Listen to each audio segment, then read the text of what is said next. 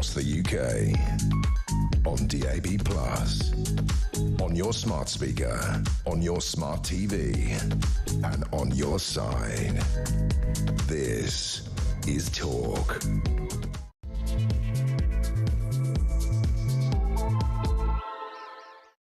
Very good afternoon, just gone 4 o'clock. It is Tuesday and we are live on Drive on Talk, the home of free speech and common sense. Thank you so much indeed to Ian Collins. Back tomorrow afternoon between 1 and 4. It's Tuesday. I don't know what I feel like today. Slightly, the office is rather recoiling in horror. I've just shared a video of my wife almost giving birth, and everybody's like, why have you done that?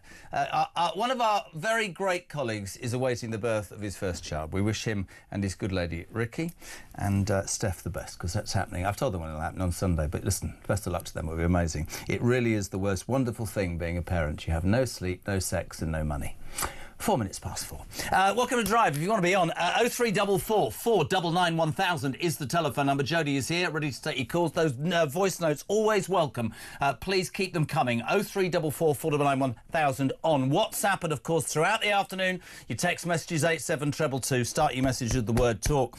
Britain is broken, according to more than two-thirds of voters in a key political battleground. The damning poll carried out in Labour's Red Wall. Let's remember it's the Labour rule. Came after another day of Channel crossings and unions rejecting the bid to end the bin strike in Birmingham. Voters want, it seems, radical reform of immigration. They want the NHS sorted out. They want the economy, which they believe is on its backside, sorted. Only 23% of the Red Wall that took part in this survey said that Britain isn't broken, with 21% saying it's OK, the rest saying it's no good. This is a major boost for Nigel Farage and reform, and it rather exemplifies what many people have thought. Reform are what? Four MPs. The noise they make in Parliament is quite extraordinary. We have them on here the whole time. We listen to their arguments as we listen to everybody's arguments. But it has to be said that they seem to have gathered a sort of swell of public opinion. Be really, really interesting to see. I remember during the election telling people when we were doing this show about, what would happen under a Labour government, and people looked at me like, oh, there he goes again, ranting off because he's an old man. Birmingham is the beginning of what will happen under this Labour government. The unions are refusing to accept any pay deal in Birmingham.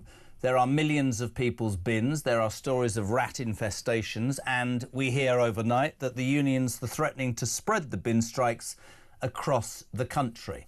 This happened in 1979, my friends, when the unions said to the Labour Party, who they pay for, let's remember that, you will now do what we want because you're in power. And the Labour Party said, well, we can't afford it. They said, it doesn't matter. 30% or we're going on strike. Do you think it's going to end in massive strikes? How broken do you think Britain is? I'll tell you what, we'll set this up for half an hour. What's the worst thing about the United Kingdom right now? And what's the best thing about the United Kingdom right now? 87222. Start your message with the word talk. What's the worst thing about the United Kingdom, apart from this show? And what's the best thing about the United Kingdom? We'd love to hear from you. 87222. Start your message with the word talk. And we will start. I'm so pleased she's back. Assistant comment editor of The Telegraph, Poppy Coburn. Poppy, good afternoon. How are you? Very good. Very good to be back. You're in that office where you're going to tell me I have to go at 12 minutes past because they'll be banging on the door again. Are you all right? Have you been away? I have. I was in Singapore, which is a country that's much better governed than the UK, so it was quite hard to come back at Heathrow. Well, I was going to say, you got in. That was good, obviously, because if you've got a passport, it's harder to get into the United Kingdom now, it seems, than if you haven't got a passport, because it took me 4 hours the other day to get into the United Kingdom. I should have come in on a boat. You come on a small boat, Jeremy. That's how everyone comes over nowadays. Absolutely. Throw my passport in the water 12 miles out. I'd have got in a hotel without having to drive home from Dover. Britain is broken. Really astonishing poll. The shock survey shows that Reform are heading for major gains in the local elections. We can't obviously talk about that for Purda, but on a wider scale, Farage beating Keir Starmer head-to-head. Nothing in this survey about Cami Badenoch or the Tories recovering. This is all about reform. And I think it is fair to just take 5 and go, it is extraordinary the noise that these 4 MPs have made when you consider there's 650 in the chamber. Yeah, absolutely. I mean, I think, they are the opposition now. They are the official opposition. I think you have politicians like Robert Jenrick who are doing actually a pretty good job. of trying to take the fight to Labour. But, he's not in charge. He's not Kemi. And I think Kemi had an opportunity at the beginning to restate what her party was about. She's lost it. And, well, in politics, a week is a long time. Farage is doing these stunts every single day. He's fighting for these local elections like hell, absolutely fine. He's got people up there knocking on doors.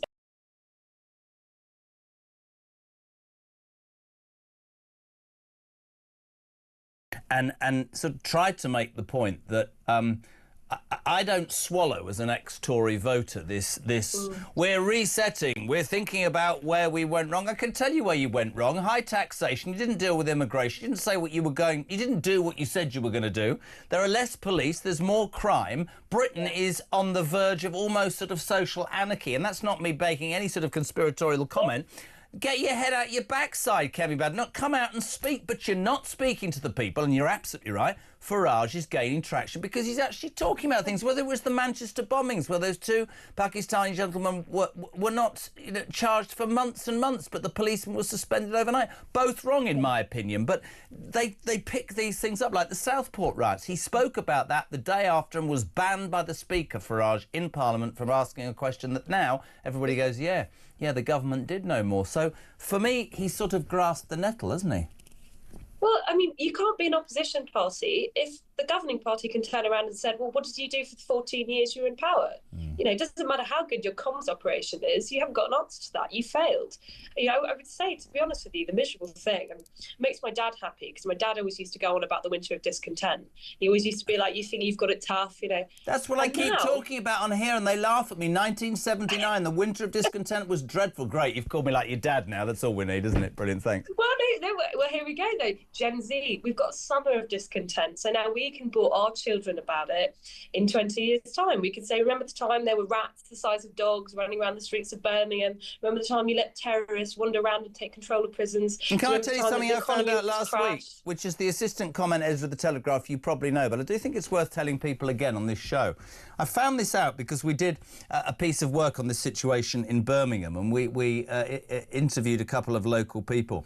You know the argument in the past, Poppy, which is, local governments say, central government doesn't give us enough money, we need more money. The truth about Birmingham Council, which is skint, and yes, it's a Labour council and other councils, including Tories, have messed up, is they invested in property. They took their money from central government and they decided to invest in commercial property all across Birmingham, whilst delaying paying pay rises or giving drops in council tax. And then the bottom fell out of the property market. And in fact, it would be fair enough to say that the council leaders of Birmingham gambled with the money that was due the people of Birmingham city centre and in the town. That's an appalling indictment, isn't it? No, where will the heads roll? There'll be no consequences for the people who have bankrupted this country. This is why the country doesn't work. People can take taxpayers' money, they can fritter it away on stupid schemes they know won't work, and then when they get found out, they go, oh, sorry, I'm going to keep taking my six-figure job, and I'm just going to carry on as before, and nothing gets fixed. There are no consequences for failing. We all have to deal with it, but the people who actually make the decisions don't. And I would also say about Birmingham Council, I know that 90% of their budget is being spent on social care. That is the fault of central government. Yes. But it's their fault that they're spending so much money on these dodgy taxi ferrying schemes they've got going on. I mean, has anyone actually gone through their finances and gone, hang on, where's all this money being spent? They haven't got the scrutiny. Someone from central government needs to get up there and go, hang on, I haven't seen anybody from the cabinet in Birmingham. They're steadfastly refusing to go there, and it's hardly surprising because, and we'll bring it back here, and people do not like this and they think I am being anti-Labour. Sharon Graham, I'd like to point out she's no relation to Mike Graham in a million years. Sharon Graham, the General Secretary of Unite, has today said that she would give the green light for action in these other areas if councils continue to target low-paid workers. This will start to unravel. This is the same as Starmer talking about house building. You can have an ideology, but there are too many people on the left in positions of power that won't let this happen. Sharon Graham is prepared to say we'll create carnage across the United Kingdom. And I'll say something, and Ryan's going to do that sideways to the sky. By Christmas, the army will be on the streets. There you are. I promise you that's what will happen, because all the unions will want 30%, and Starmer is going to go, oh, God, we haven't got the money. And they're going to go, but you're only there because of us, mate. We're going to screw you back. That's what happened last time. And here's the other funny thing. Why did the strike start in the first place? Yes, it's the unions asking for more money, but it's also because of equality pay lawsuits. The council literally couldn't pay the bin men the amount that they wanted, because then they have to pay people who were doing completely different jobs the same amount because of our equality law. And that's the fault of the Tories again. So, like, whatever way you go, you have to blame them for this. You know, I don't like the Labour Party. I think that's pretty obvious. But, like, this is a failure of politicians. It's not parties, it's politicians. I agree. They have all failed. I agree. I mean, when we started talking 3 years ago, when I came here, I was sort of extolling the virtues of Boris Johnson. But the more I've dug and I've thought about, you know, his obsession with net zero as against true conservatism. I mean, yesterday, or rather last week, the British Steel disaster. He was the government. He headed the government that sold British Steel to that Chinese, you know, asset-rich via the Communist Chinese Party company. So, yeah, you're right, mistakes by politicians, but those strikes probably will spread. This broken Britain, though, which is what I wanted to ask people their opinion about. And I'm just throwing it out there for people. A bit of fun for a Tuesday. What's the best thing about Britain? Somebody's just put Poppy. What's the worst thing about Britain? Jezza. Great, that's nice, isn't it? I'm fine with that. I'm a big boy. In terms of where you see us as a country, do you genuinely believe that Reform, 4 seats, a newish party, could be in a position of power, or do you think they'll win sort of 60 and 70 in the long run, a bit like the Liberal Democrats? I think they will win. I was saying to people after the election, the Tories are dead. Whether or not Reform are going to get majority government is another question. The more I've watched the anger that people have for establishment politicians, the more certain I am that Reform will actually muster together a majority. I think there are various electoral reasons for it, but I also think it's the mood of the country. The question now is, when Reform get in, and I know there's a long time, they've got 4 years to plan, completely understand that, how are they going to avoid making the same mistakes the Tories did? Because I like what they say, but I liked what the Tories said, and they didn't do it. So it's not just enough to say we're not like the others. You know, at this point, I would like to see some policies coming out where I'm like, yes, if you can do that, you're going to go a long way to fixing the problem. I said it. I think they can absolutely win. I said it to Richard Tice yesterday. I think you're brilliant in terms of what you said. You always say it much better than me. I am also taken with the rhetoric. OK, because I spoke very candidly about voting for them last time because as a Tory I didn't believe that true conservative values were being adhered to. But then I got even more angry when the Tory party would say that's far right. No, it's not. It's what we were brought up on, and I hate that label. But like you, I want more meat on the bone. And like you, Richard and Nigel can say, we're going to stop the boats. We're going to get rid of the blob. How are you going to do it? Are you going to do it? Because nobody has done it. Nobody that's ever got into power. We look at what's happening in the United States and everybody goes, oh, my God, he's a nightmare. The fact is Donald Trump might be many things and might be loathed by millions and loved and adored by equal measure of millions. But he does exactly what he says he's going to do, and he doesn't give a toss who's upset about it. Absolutely. The problem is when your opposition is so rubbish, you can get away with not actually putting things on the table. You could just point at them and go, look, they're awful. We're not them. That's what the Labour Party did to win the last election. So I don't really want that to happen again. You know, I agree that they're awful, but I want to see why you're good. Like, tell me why you're going to do something differently. To where people how are you going to do it? I mean, I can sit in this chair and go, there are 10,000 civil servants blatantly taking the mickey in Whitehall. Too many who don't work in the building and are taking advantage of a system. But then I sort of look at that, strangely, like this whole country. We have a benefit system that's taken advantage of. We have an immigration system that's taken advantage of. We have an NHS that's taken advantage of. We have political people. And actually what's really interesting for me is what makes it worse, and I think this is why there is public anger, is not only are there loopholes that everybody else seems to find, but the very people who should be getting the medical attention, the chance to come to this country, the safety, they're missing out. Those people, that's why there's anger, and I've said it for months. Yeah. You know, this is about the average man and woman, the jams, just about managing north of Watford Gap. Yes, political elite, there is part of a country north of Watford Gap who don't ever, do you know what I mean, Poppy? They never break the law. They pay their bills, they bring their kids up, they don't have much spare cash, and they're going, why don't I just break the law? Why don't I just come in on the dinghy? Why am I living my life perfectly? Because these people who are taking the PISS out of this country are doing better than me. You read my mind. You know, I actually got into a bit of an argument with a British transport police officer, which probably isn't wise, but I was so angry because I saw someone push in front of the barrier as this old lady was walking past, really push right up behind her, which is not pleasant. It's happened to me before. And I said, look, you saw that. You saw that happen. I saw you look. You didn't do anything. You looked down on your phone. So can I do that? And he goes, no, you can't do that. And I was like, well, why? Why am I paying £9 every day to travel into work? And I think that's what a lot of people think in the UK at the moment. They go, why do I bother paying for my shopping? Like, why don't I just not scan it? Why don't I just walk out? You're not going to arrest me. Why am I paying my taxes? You clearly don't care. You know, and that's really dangerous. The government, if lots of people who are good, hard-working people start thinking like that, it's really hard to get them to trust you again. Really hard. I think what's dangerous is this belief that which is, God, I am sounding like my dad or your dad, that doing the right thing and behaving correctly, it doesn't matter or mean anything anymore. I mean, it happened to me, I've said it happened to me in a lift here at UK 2 weeks ago. I'm in the lift with a woman, stops on the ground floor, say ladies first, looked at me honestly as if I'd gone into her house on Christmas Day and burgled her Christmas presents. And you laugh, but what am I supposed to do? If I jump out first, I'm going to be slagged off. And you find yourself nowadays, I think, watching what you say, all of us who live our lives or try and live our lives correctly, and yet people can get away with awful behaviour. They can find loopholes, they can take the mickey, and they seem to get away with it. Yeah. I mean, look, you asked the question, what's the best and the worst thing about Britain? I still think the best thing is the people who try and do right, and the worst thing is the people that try and take the mick.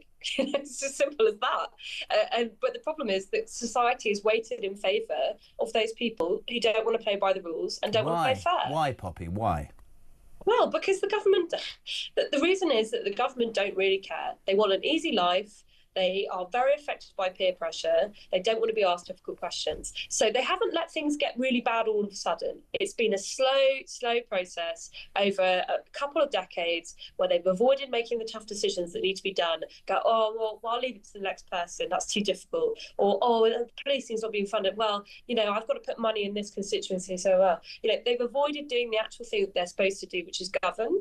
And we've now got to a situation where all these little things have added up. And we're at a crisis point. Now we've got bins that aren't being collected in Birmingham. Now we've got terrorists who are in charge of prisons.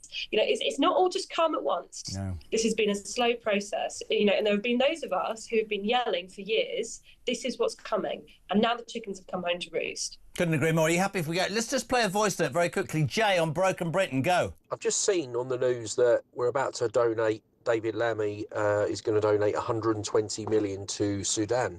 I thought there was no money in the pot. All these donations, and look, don't get me wrong, the people of Sudan probably need it. But, we're donating to Ukraine, we're donating here, we're donating there.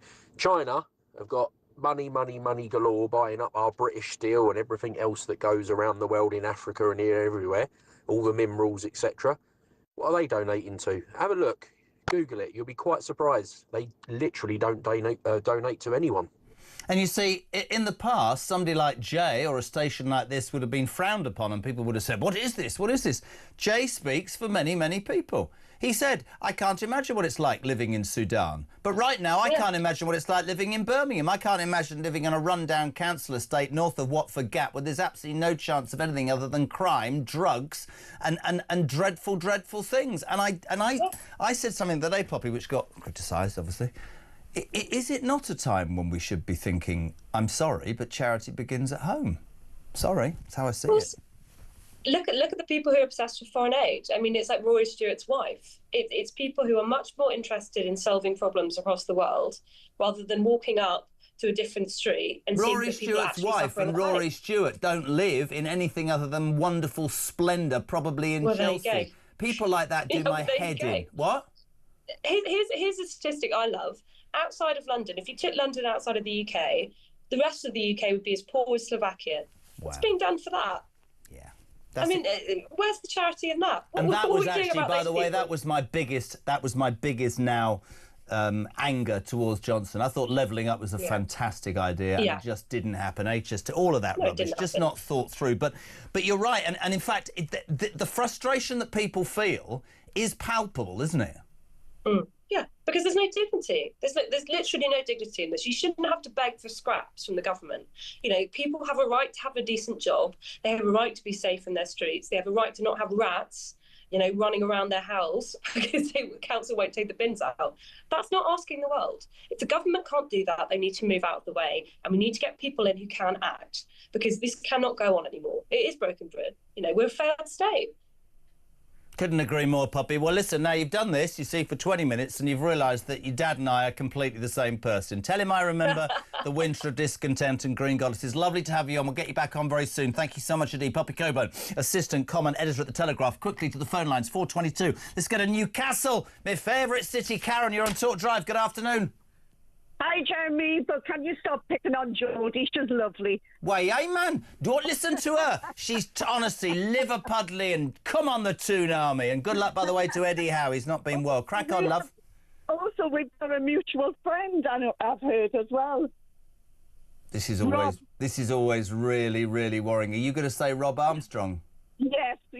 I actually, well, we didn't grow up, but we all went to a youth club together in our younger days.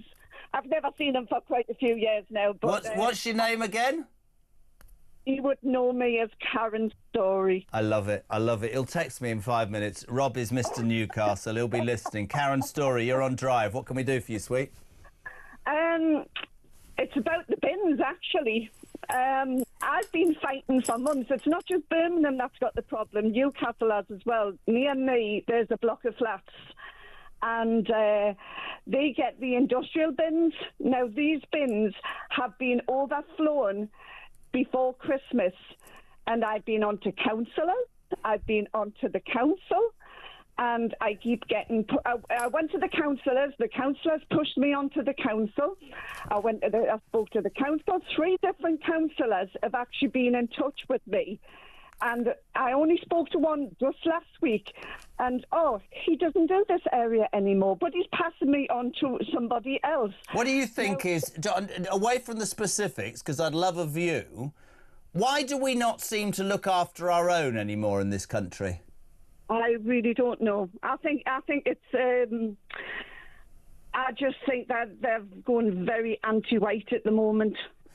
Everything's for another culture. But they forget this is a Christian country. And it's not even that with me. And a lot of people say to me, you have to be really careful. Do you know what? I genuinely, and I tell this story every day for a reason, I know plenty of people who come to this country. Start with our makeup girls who've come from Poland. They set up a business. They work their backsides off. They work 20 hours a day. They're successful. They would sit with me downstairs and say, we hate the fact that people come into this country and don't pay their way, don't pay their taxes, don't pay their stamp. And that is not fair to people. And if the bin situation in Newcastle, because today we're here, the bin situation could spread all across the United Kingdom because the Unite are going to say to their below-paid council workers, you needn't go into work. By the way, very quickly, are Newcastle going to qualify for the Champions League, love? Oh, they're doing pretty well at the moment, so fingers crossed. I reckon I'm at St James's Park more than you. I'll give Rob your regards. Karen, thank you so much indeed. In Newcastle, 4:25. We're live across the United Kingdom. That was a start. If you want to be on, what do you want to talk about? Broken Britain, how would you mend it? What is the best thing about Great Britain? More importantly, what's the worst? 87222. Start your message with the word talks. Talk Drive.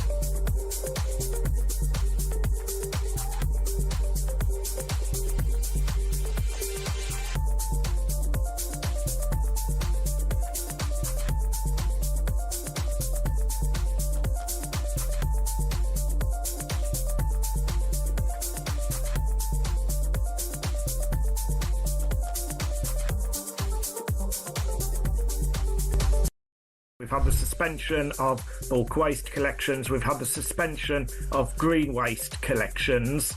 Can people just take them? All the suggestions from my guest bench of bottles. Can people just take their rubbish to the dump? They can.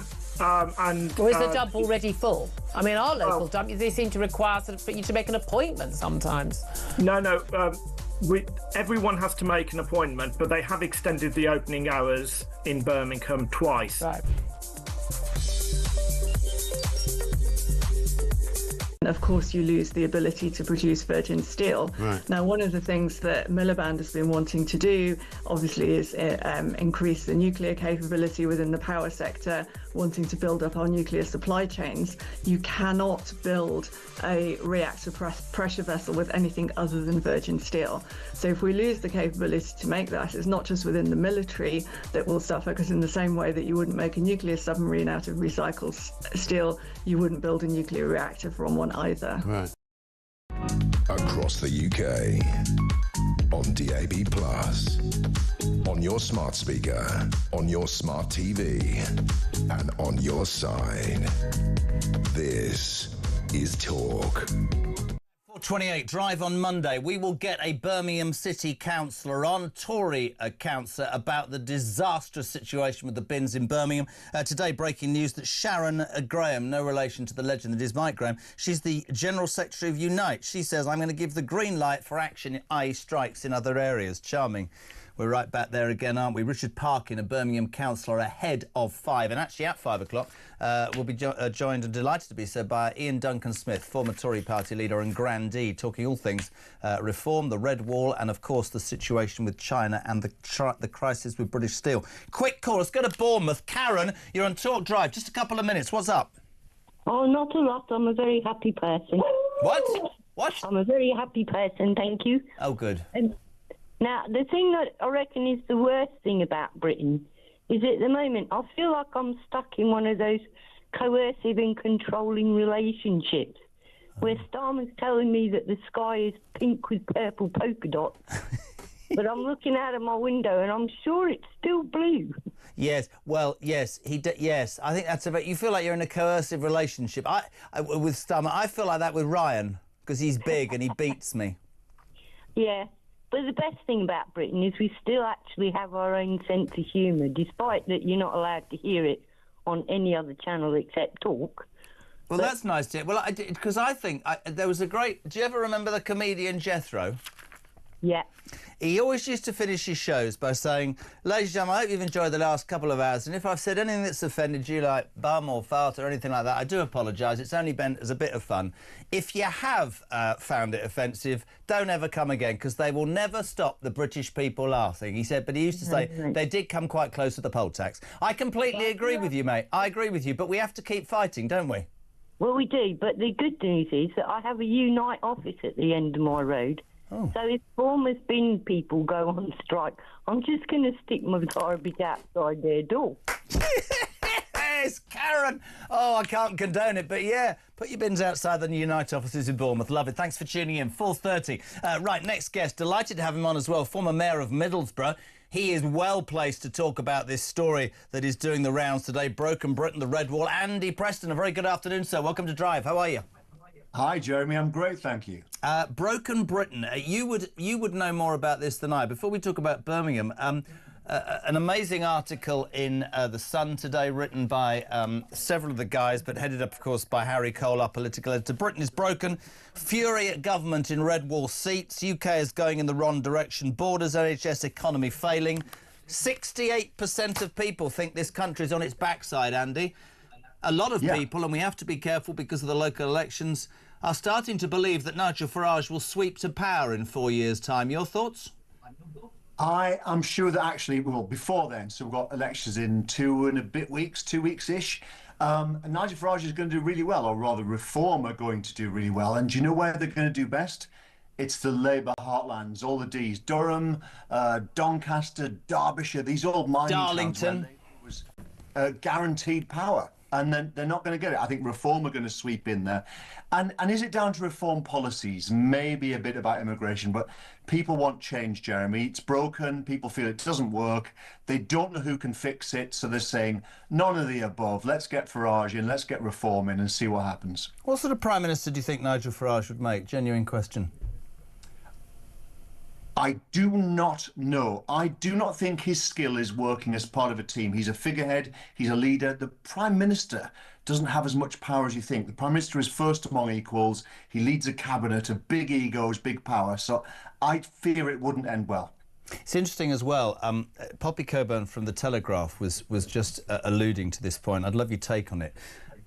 It seems the Tories are dead and buried. I don't swallow, you might tell me I'm wrong, this Kemi Baden. Well, it doesn't matter what I think, it's the British people.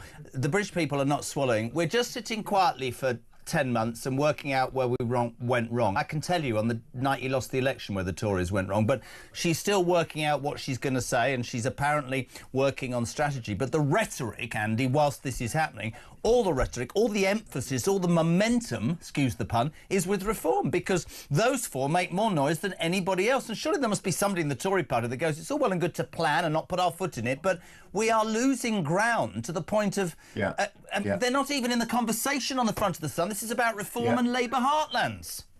Absolutely, and if you look at the opinion polls, the net approval ratings, Kemi's is very low, but her approval rating is very low too. But I think she's doing the right thing. Do you know what? Over years, the Tories have declined really badly.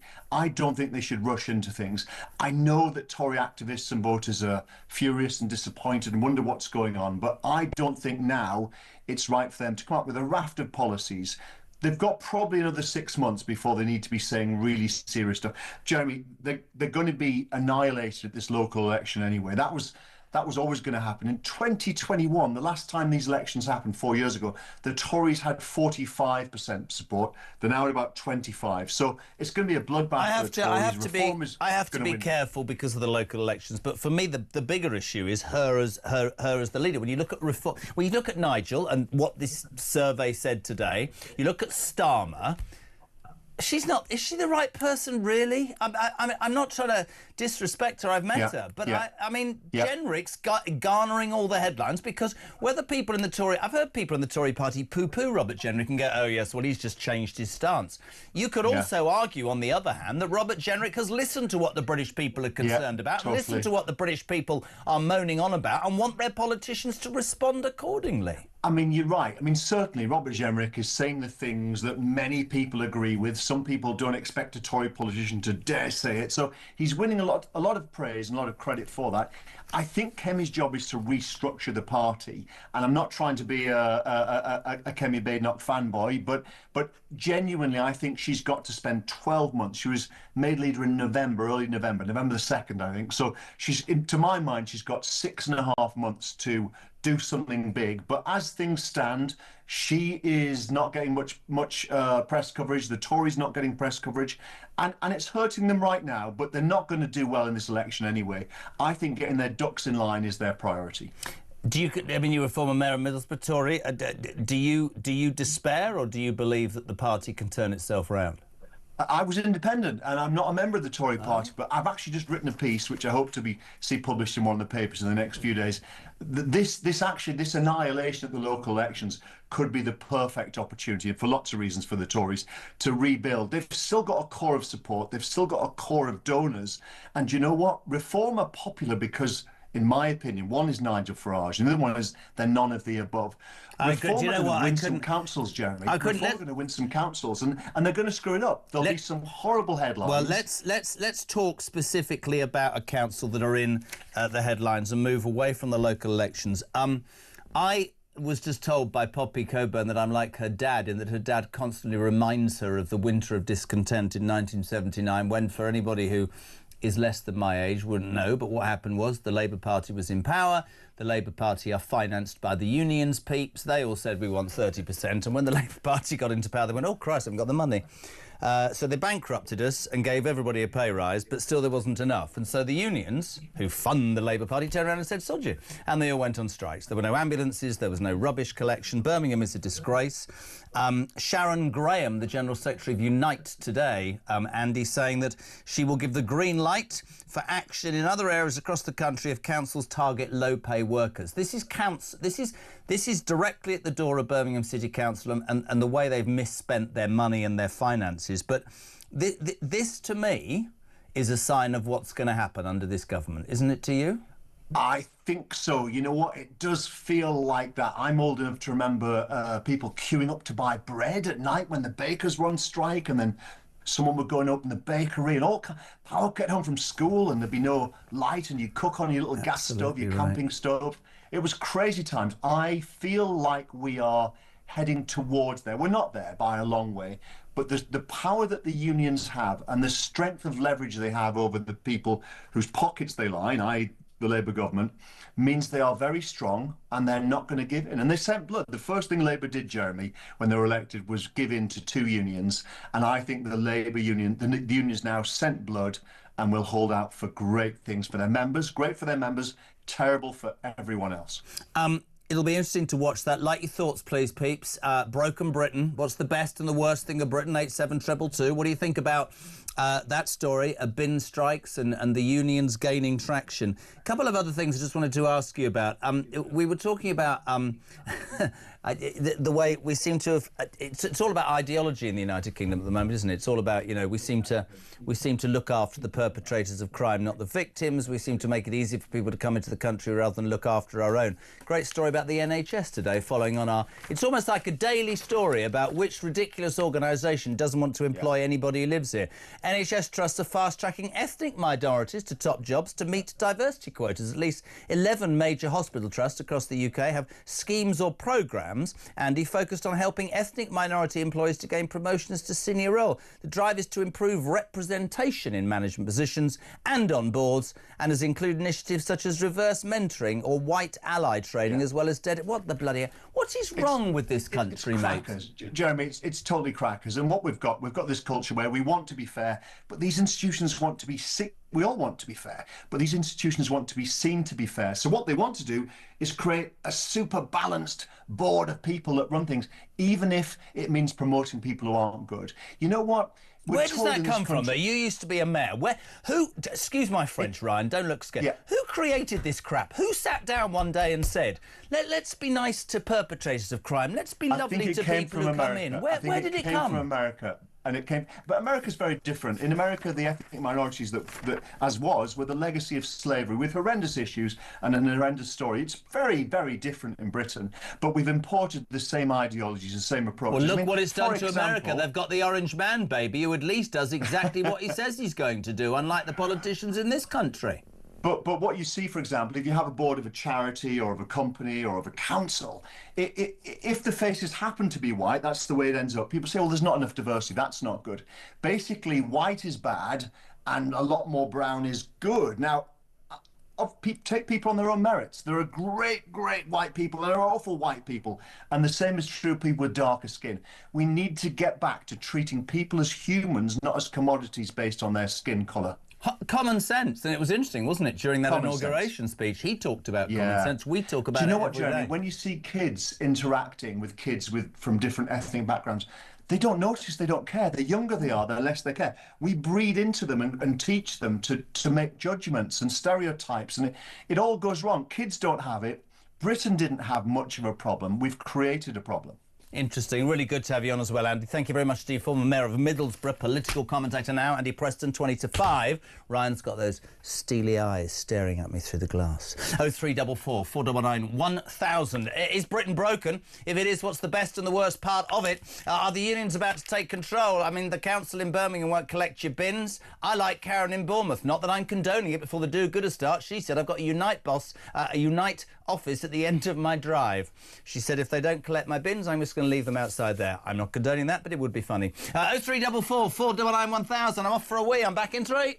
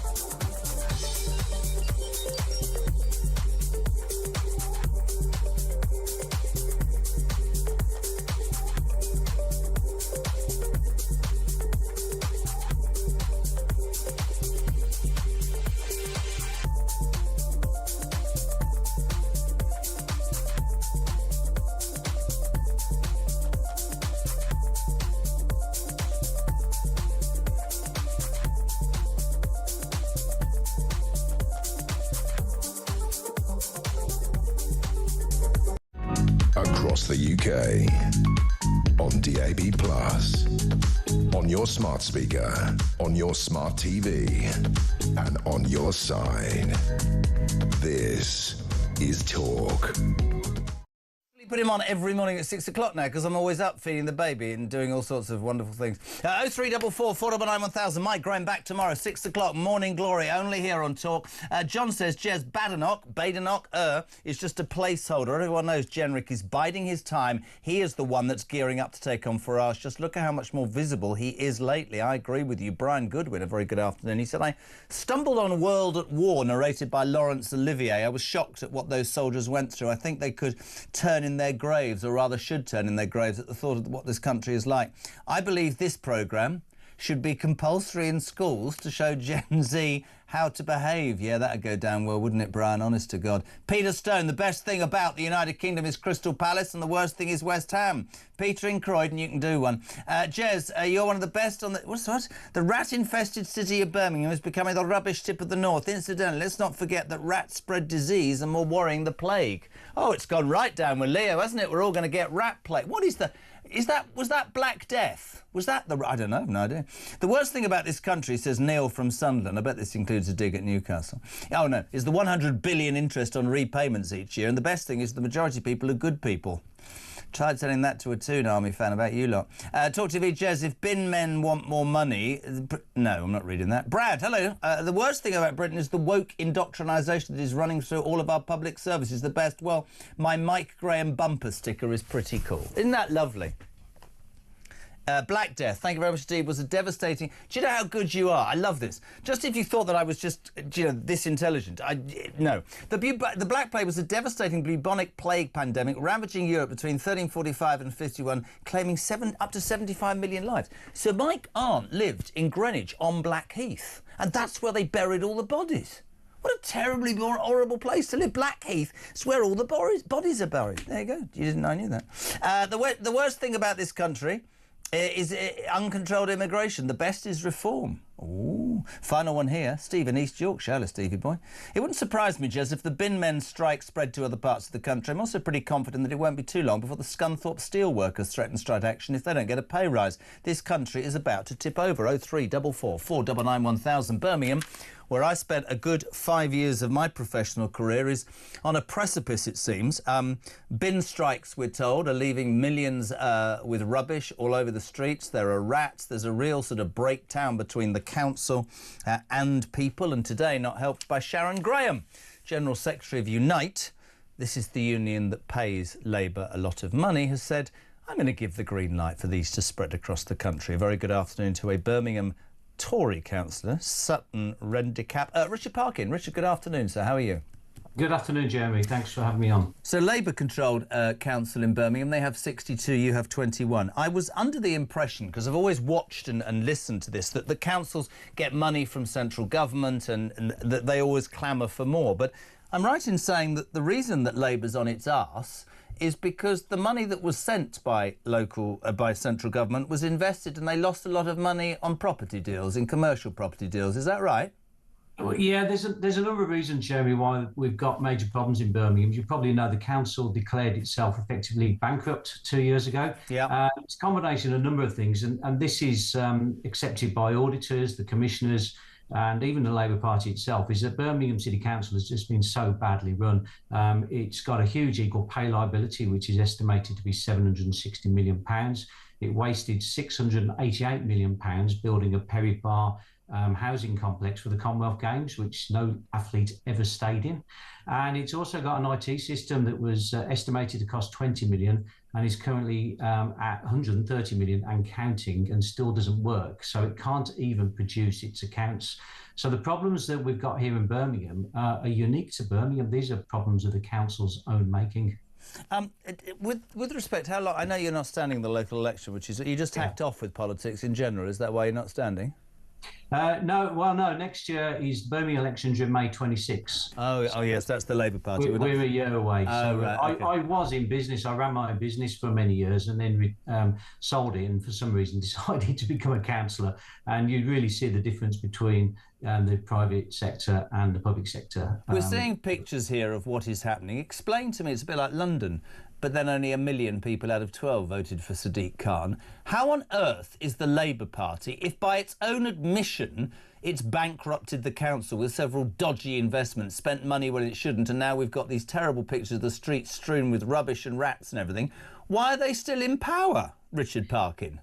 Well, unfortunately, we've got to wait 12 months before the next local election, so they're in their third year at the moment, and obviously democracy is such that we wait until the following election cycle. So the image you've just been looking at, and I mean, I've seen it myself. I've lived in Birmingham all my life. I was born here, and I've never seen anything like it. This is the third strike we've had in 8 years, but this one takes the biscuit. I mean, this isn't just the sixth... Well, it doesn't take the rubbish, does it? No, it certainly doesn't take the rubbish. This is our 6th week of an all-out strike, but the strikes have been started at the beginning of the year, so we're now 16 weeks into strikes. And what is it that the bin men want, and what have they been offered? Yeah, there's a bit of misconception, actually, about what this is all about, actually. It's a bit complicated, but keeping it brief, in 2017, the last bin strike, to resolve the bin strike, the Labour Council basically set up a new role called the Waste Recycling and Collection Officer role. It's the only council in the country that has this role. So there are 4 men on the bin trucks, 1 driver, 2 loaders and a WRCO officer. And this role is not necessary. Other councils don't have it. But it's also created the equal pay crisis. So it's been the big driver of the equal pay crisis, which is costing the council hundreds of millions of pounds. So it has to go, because if it doesn't go, the equal pay liability will continue to accrue costs to the council. What's the feeling like in Birmingham? Is it despair? It's despair, resignation, and, yeah, I guess complete despondency. I mean, there's a lot of people out trying to help clear up the streets, resident community litter pickers and other volunteers. And it's just engulfing everybody. There's 22,000 tons of rubbish estimated to be on the streets of Birmingham. Britain's second city, for Christ's sake. Yeah, and the reputational damage to the city. As a proud Brummie, I'm completely disheartened by all these images of being sent not only all over the country, I mean, I'm talking to you nationally, but all over the world. This has gone international. So there's a massive reputational damage that we need to clear up. What needs to be done, very quickly, 30 seconds, and sorry, what needs to be done to right the ship and sort Birmingham out, in your mind? Well, to sort out the bin crisis, they need to stop going backwards and forwards with the unions and give them a firm deadline and say, this is it, this is our last offer, and if you don't accept it, we withdraw it. And they've just got to draw a line under it. Otherwise, we're going to face a summer of discontent, and we cannot afford any more damage to our reputation or any more rubbish on our streets. This can't go on. You said you lived in Birmingham all your life. Where do you live? Yeah, lived in Sutton Coldfield. Oh, very posh. It's that market there, Ryan. You go for a wee. Honestly, you get out of the bath, have a wee in Sutton Coldfield. Whoever wrote Sutton Redicap's going to get a slap. Thank you very much indeed. You're a good man. Richard Parkin, Birmingham Council. They're not allowed to elect for a new council till May 2026. Rubbish all over the streets. Reputationally, Birmingham not doing great. And he says real despair. We have been told today that Unite's General Secretary says these strikes could spread across the country. I know I'm going to sound like my whatever. I told you this was going to happen. This is going to be exactly like 1979. You wait for it. No lights in the evening. I'm coming back in 8. No, I'm not. 3.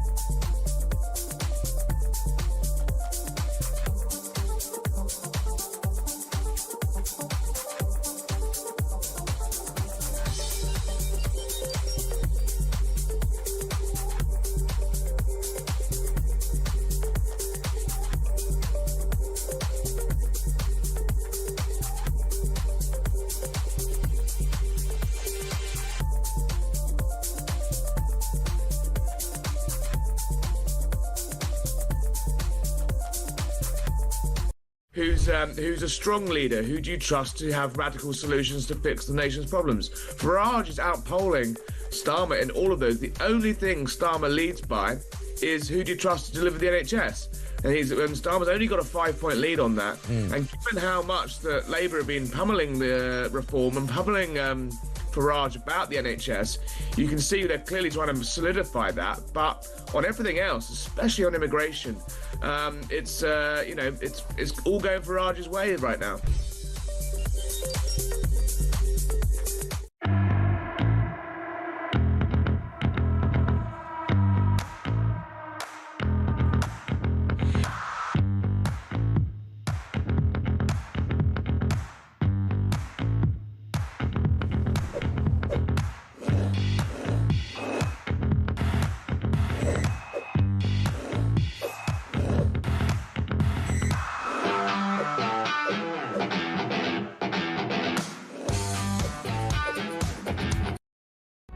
Across the UK, on DAB+, on your smart speaker, on your smart TV, and on your side.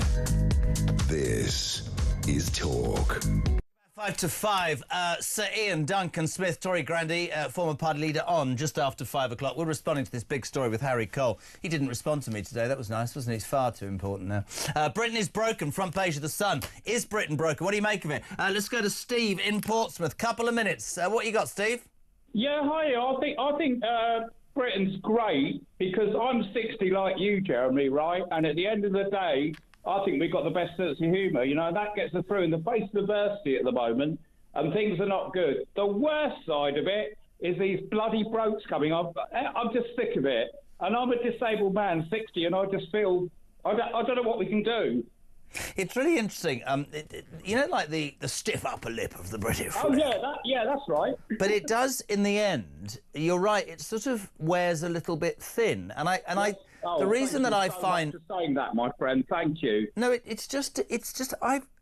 thing is, the reason I would listen to Talk if I wasn't on it is because, not because I deliberately want to do the opposite to what everybody else thinks, but actually this is a chance for people to have their say. And I find it I find it scary that 5 years ago, if you mentioned the word immigration, you were labelled everything under the sun. The truth of the matter is, this country, yes, has a sense of humour, and yes, has always been based, I think, upon fairness and morality and doing the right thing. My mantra is really simple, and I hope that politicians...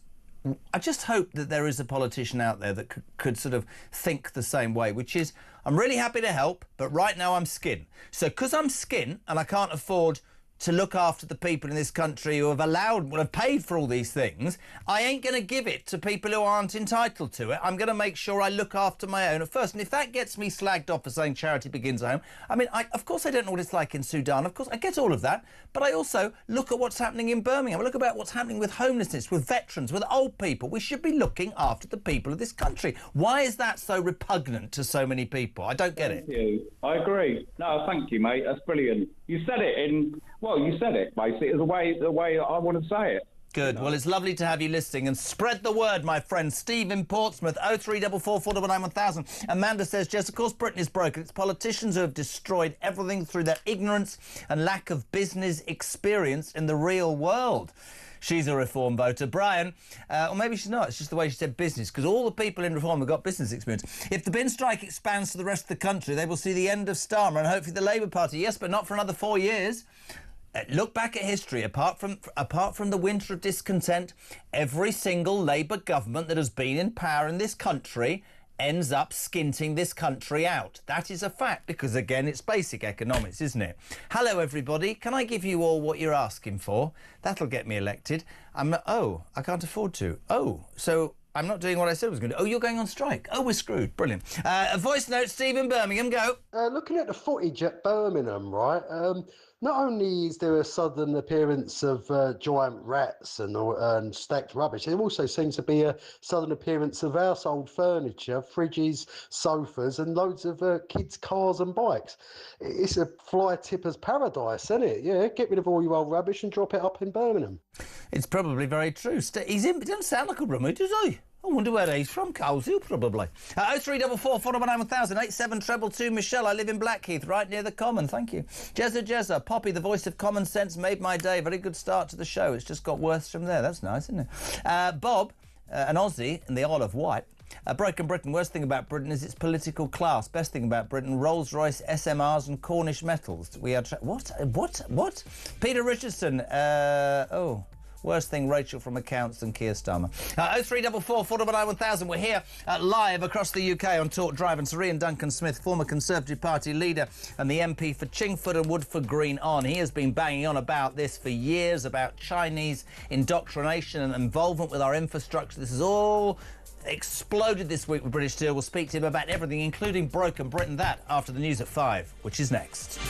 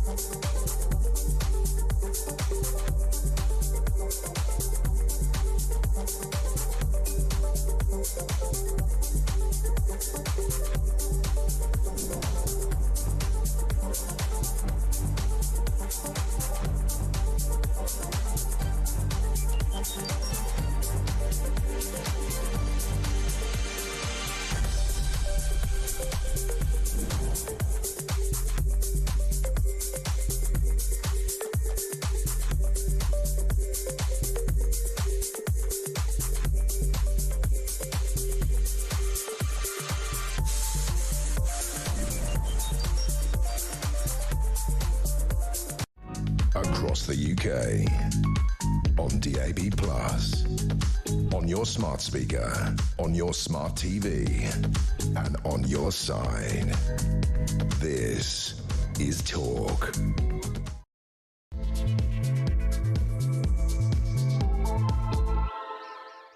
Welcome back, hour 2 for Drive on Talk, the home of free speech and common sense. It is Tuesday afternoon. We're live across the UK. If you want to be involved, Broken Britain is the headline in The Sun today by the amazing Harry Cole, although he didn't respond to my message earlier. Don't really like him at all.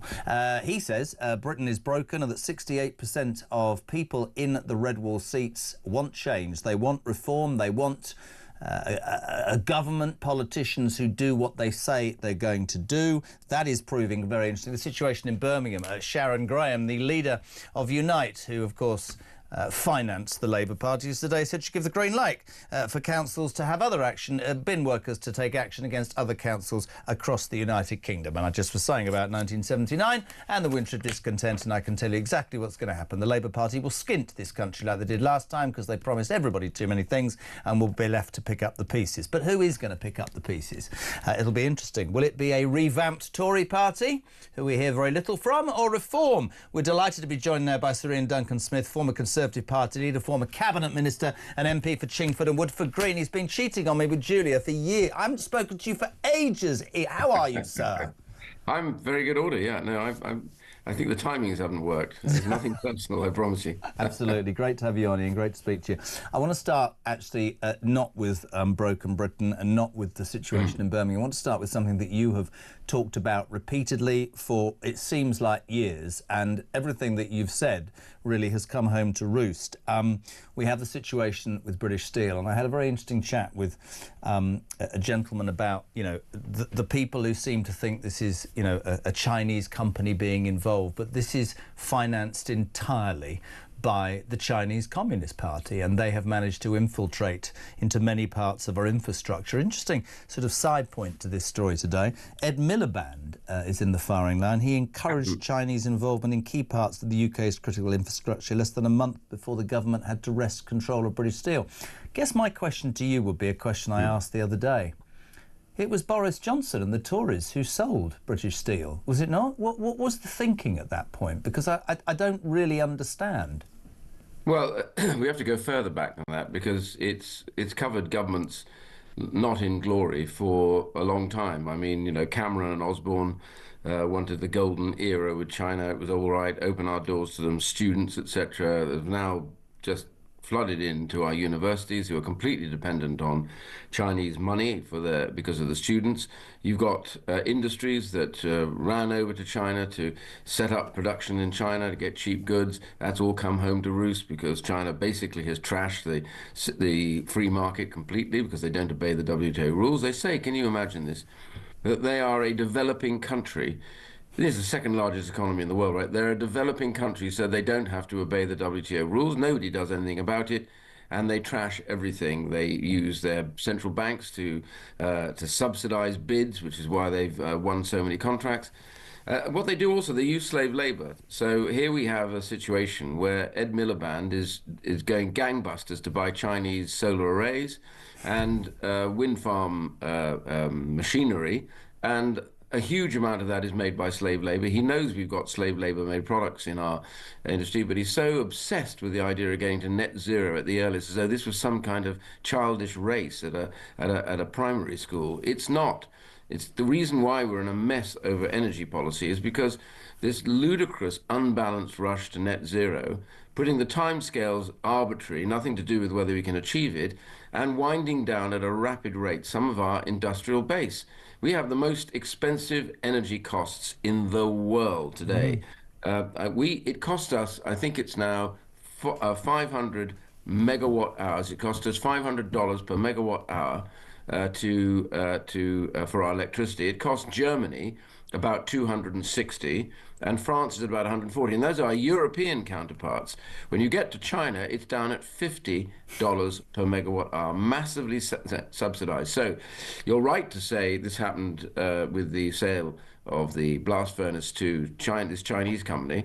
That happened under the I guess what I'm asking, Cameron, Osborne, Johnson, I'm not asking you to criticise them. What I'm trying to work out is this. I mean, I had a guy on saying that this is pure Chinese tactics. This is, they'll buy something, they'll strip it, asset strip it, but more than that, it's to get involved. Because I was saying, well, why would you be a buyer business? He said, well, they wouldn't have known the energy prices would climb. But let's talk about ideology for a minute. Because I know from having read and watched you that you've taken massive flack. I mean, I'm sure you're not bothered about being banned from wherever you've been banned from, but you've taken massive flack from people who say, hold on a minute, that's not China. But it's becoming patently obvious that they have. We've had stories of people inside the House of Commons. We've had all sorts of infiltration examples. Are people now saying to you, you're telling the truth? Because if you look at Osborne and Cameron and Johnson, did they not see a danger? Did they not see a fear? Was it just typical? Why would a person make a decision when the facts are there for people to see? I don't understand. Because we've constantly taken short-term decisions. It suited us to rush to China looking for investment. Actually, China invests staggeringly little in anything of importance here, except for some of our energy production. So, for example, nuclear, and they buy into these alien companies for a reason. And I'll come back to the reason why I think this Chinese company, which, by the way, you should know that there is no such thing as a private company in China. They are all absolutely dragooned by the government to do as they say. It's the largesse of the Chinese Communist Party, isn't it? Yeah, exactly. So let's just take this Chinese company over the blast furnace. Yeah, they bought into it, but they knew that this company had difficulties. They put a bit of money into it. Then they demanded much more from the government, knowing full well either way they win, because the government either forks out huge sums of money, which would probably mostly be invested elsewhere, or it says no, in which case they shut the blast furnaces down. What does that do? China is overproducing steel dramatically. They produce about 1 billion tons of steel a year. Most of their domestic market is a bit flat because the property business has gone down. So that took a huge amount of steel for their buildings. The result, the result of all of this is that they want to get their steel out, and they're dumping it. They're dumping it on lots of countries who are complaining to them like mad, like Vietnam, like South Korea. All these countries are saying this is ludicrous, but they want to do that here. And what they would do is they'd be able to then, with the burners down, they could shove the slab steel to us. We would then mill it here and sell it as British steel, so thus avoiding some of the limits on it. I mean, this is very clever, but keep saying to them, they think further ahead than we do. Yeah. And what they know now is you've got a Labour government with all this evidence has gone bonkers about this, because they say they're the only place we can go and get cheap solar arrays, etc., to do net zero. And so we have the highest energy prices in the world. We have the most disreputable government that doesn't seem to care about slave labour and abuse. There's a genocide. Which is so ironic from a bunch of it is idolists, ironic. isn't it? These are so many of these people like Ed Miliband were moaning about human rights years ago. But when it comes to the change, they're back in government and they have to make a decision between cheap product or a proper price for a proper product done properly in the international marketplace. They choose the cheap, slave-made product. And I have to say, this is where we are now. British governments have been short-sighted for years about this. This is a country that has invaded the South China Seas, threatens to invade Taiwan, commits genocide in its own country, has clashed with the Indians on the border between China and India, and produces nuclear weapons, and has supported Russia throughout the whole of this brutal war by buying their illegal gas and oil, which is sanctioned by everybody else. This is not a country you do business with. Couldn't agree more. Very quickly, loads to talk to you about. Net zero. Again, layman's terms from myself. To me, this mad obsession, and that's what I call it, a mad obsession, which is unachievable. All I hear about is people like Ed Miliband and others in the Labour Party and all these do-gooders, the bedwetters, as I call them, telling me that this is what the country wants. This is really important. We've always led the way. We've always been... And I get that we've always led the way, but we're skint. And this is going to cost billions, and it's not going to work. And what are we, 1% of carbon emissions, and the rest of the world is just getting on with doing the things that they need. We can barely afford, if at all, the interest on the money that we owe. We're so screwed financially. Can you explain to me how an ideology, another ideology, has managed to be as successful as it is? Because anybody with a brain cell away from Westminster, genuinely, I mean this, is going, no, nobody wants to... Electric vehicles aren't going to achieve those targets. It's not... There are other things, and it might sound very basic to say this to you, but there are other things, in my opinion. And I think this broken Britain, this is very important today, because a lot of people, the length and breadth of this country, don't give a toss about net zero, Syrian. They care about their mortgages. They care about seeing a doctor. They care about the things, if you're a pensioner, about your winter fuel allowance, the things that matter. That's why there is such disillusionment. It is madness, this net zero, and it's unachievable. Well, I agree with you completely, and the problem is we have got a kind of new religion, and what too many of the politicians have been doing is been setting targets for achieving something which they have no idea how we're going to do it or whether we can do it at all. So this ridiculous bill, all this legislation that's gone through, is all about politicians looking good on the day. That's it. That's what they want to say, is we're going to get there, we're going to do it. I mean, just take the grid alone under their plans. It's going to cost probably around £200 billion to put the grid to the scale that's needed if you intend to have this much usage of electricity. You won't have permanent electricity from wind or from solar, because as we know in this country, the sun quite a lot of the time doesn't shine. But when the wind doesn't blow, you have to have gas. And those gas burners are more expensive than they ever were, because unlike in previous times when you could rotate them because you knew when the peaks and troughs were of usage, they don't have to be on the whole time. Now they have to be on standby the whole time in case the wind dies and suddenly they're needing electricity. So, you know, I got into the Labour Party on this one. I said, I don't understand why we go on punish beating our population, telling them that they don't know what they're saying, and their cry for cheaper energy is, well, it's more important to have a clean atmosphere. The truth is, we are less than 1% of global emissions. Yeah. If we cleaned that up and went to zero, the rest of the world wouldn't notice. Or frankly care. And this is the, for me, this is the real misnomer. This belief amongst these politicians that this is what the British public want. The British public do not, maybe some do, right? The Friends of the Earth, I suspect, all those sorts of people, but I genuinely think there are so many things, and I think this is why, and I'd like to bring it on to Harry's article this morning, Britain is Broken. I mean, it is massively relevant that this says that 68% of people in this country, this is a poll in the Labour heartlands, the heartlands that the Tories in 2019 under Johnson managed to secure and then lose spectacularly to this lot in 2024. Those people, what I call jams, Serene, you know, just about managing, the people that I said already today on the show, pay their taxes, don't break the law, are beginning to go. So let me get this absolutely right.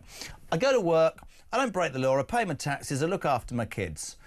My mother can't get a heating allowance. My mate who's in the army is now homeless, having given 15 years. He's treated like crap. My energy bills were going down by 300. They've actually gone through the roof while they chase this. We've got people coming into this country who've never paid anything, who are seemingly being treated better than me and my family. Doctors, dentists, whatever. I feel like I'm eighth in the queue. That is why there is massive disillusionment amongst people. And when the left say to me, they say, oh, this is really unfair, Jez, you don't know what it's like to live in Sudan. No, I don't. But I genuinely believe at this time that governments, politicians need to understand the depth of frustration that the British people are feeling. Genuinely mean that. Yeah, they certainly do. I mean, if you're a politician and you go out knocking on doors, talking to your constituency like I do, then you'll see straight away there's a deep disenchantment with what I would call the political class. And the reason is because where are we now? Yeah, we had COVID, caused a lot of damage, a huge amount of problems for us, and we've been still recovering from it. But the biggest problem is that we made our life even worse. In the middle of this, we should have just said, look, we can't do net zero at the rate they want.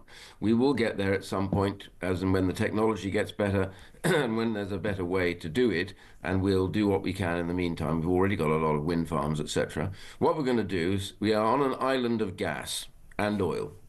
We have shale gas in this country, probably deeper reserves, I'm told, than the Americans do. We should let this moment say our priority is to cheapen energy costs to the British public so that they can get on, and businesses would come back to the UK. The reason why we have less industry than we've ever had is because you wouldn't start a business making anything in this country because you can't afford it. As I said earlier on, $500 per megawatt hour, double our nearest neighbour in Europe. No wonder, and they're losing industry because that's still too high. So you can see how bad it is. And for ordinary people, it's a shocker. That comes back to a government that managed to win a massive majority. This is how the British public had stopped listening to your lot, and I'm not blaming you for that at all. I know you were a voice of reason. They talked about growth. So the first thing they do when they arrive in power is to, it seems, do everything they can. Business rates through the roof. I've got a mate at a restaurant.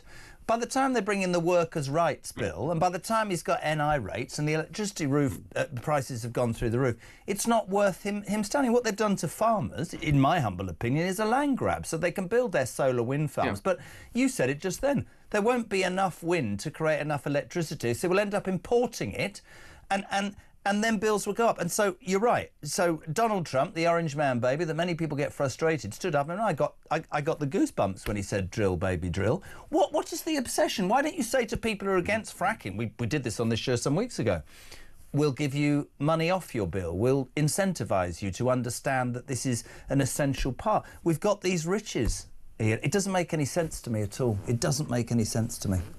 Well, you're right about this. I mean, the real problem we've got is we should be debating, talking to the country, talking to people, what are their priorities? And when I go round, they keep going, the cost of living is so high, it's very difficult. They want to help their kids where they can to get enough money together to be able to perhaps buy a house, put a mortgage down, but the prices of the housing is too tough, and their incomes aren't going to match what's needed for their kids. These are the sort of things that people talk about. They're worried that in actual fact they're literally going to be priced out of it. And I think what is the most basic thing that we need overall? At the end of it all, we need to obviously eat and drink, but the third element is we need to heat our homes.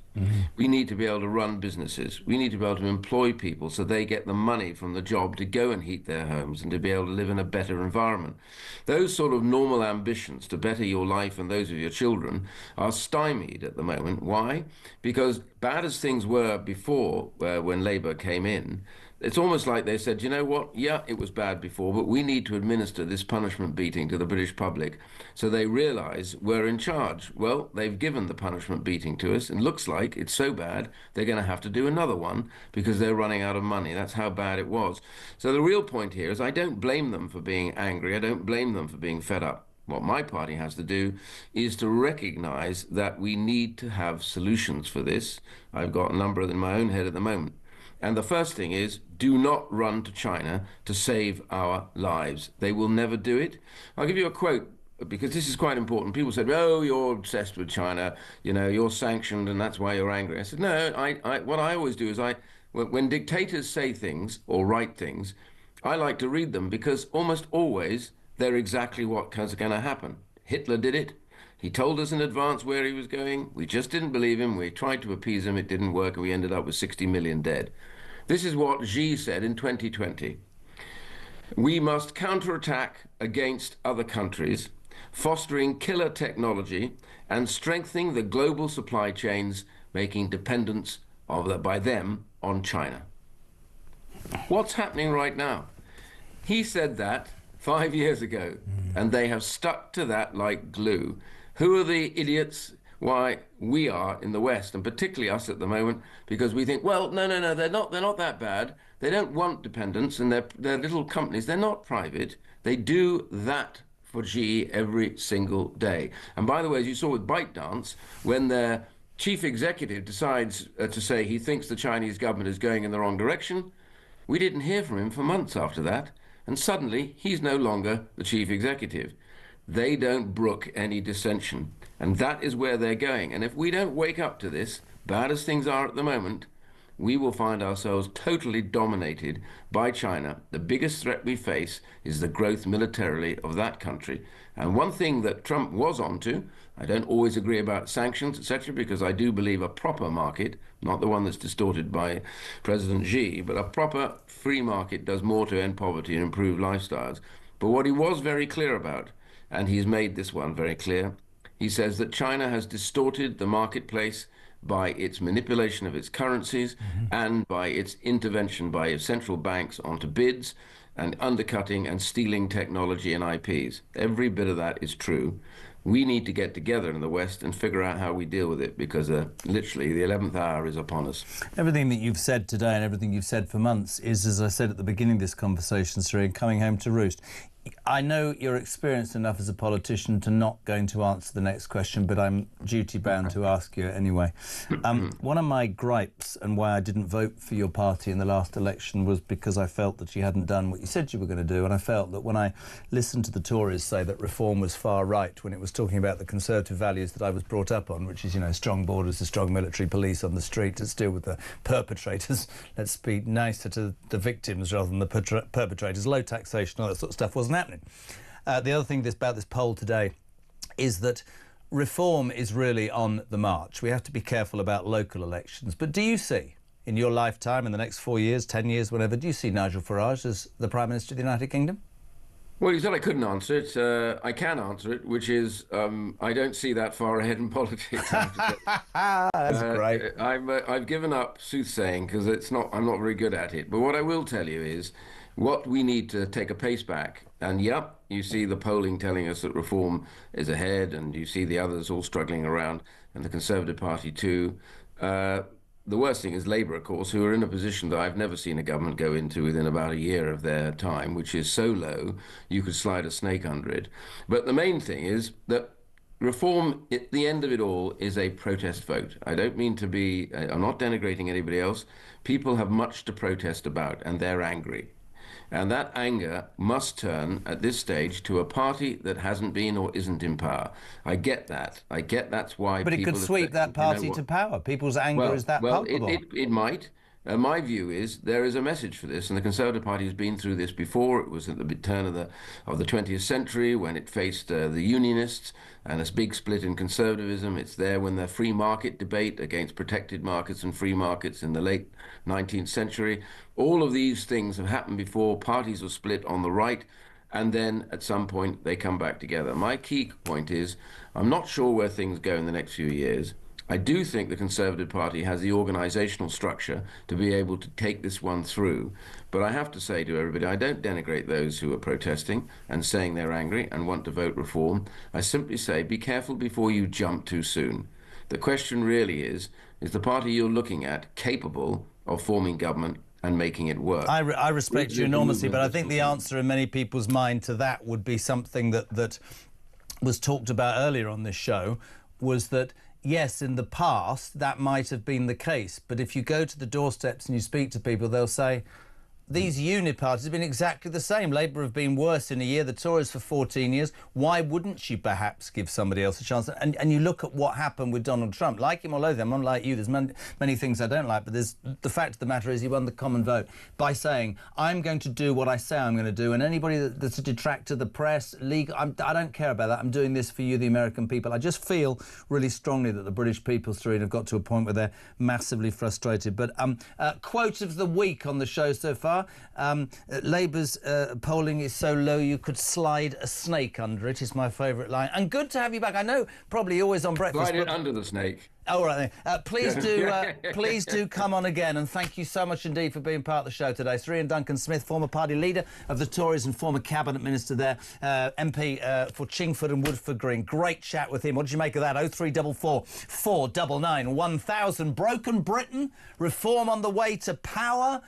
Bins in Birmingham, those strikes could spread. Are we heading to a summer and winter of discontent? I'm that old. I remember the lights were not allowed to be on.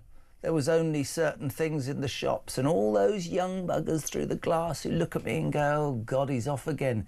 You wait, we're going back many years. This is Talk Drive.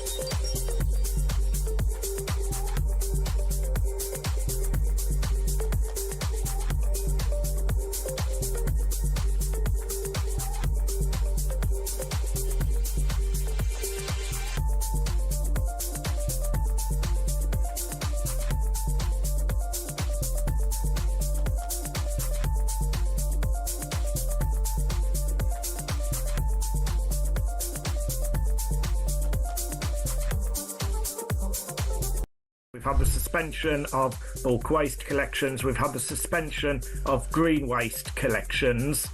Can people just take them? All the suggestions from my guest bench of Buttles. Can people just take their rubbish to the dump? They can. Or is the dump already full? I mean, our local dump, they seem to require for you to make an appointment sometimes. No. Everyone has to make an appointment, but they have extended the opening hours in Birmingham twice. Right.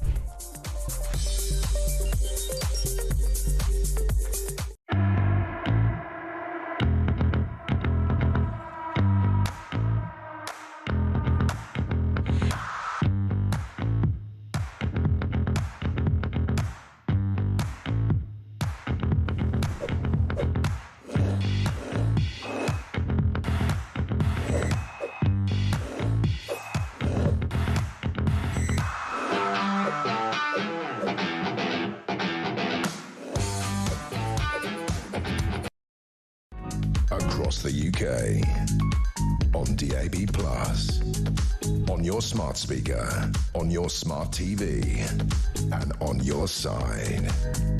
This is Talk. Welcome back. It's right at 5:30. It's Tuesday. We're live across the UK on Talk, the home of free speech and common sense. Thank you to Ian Duncan Smith. Interesting.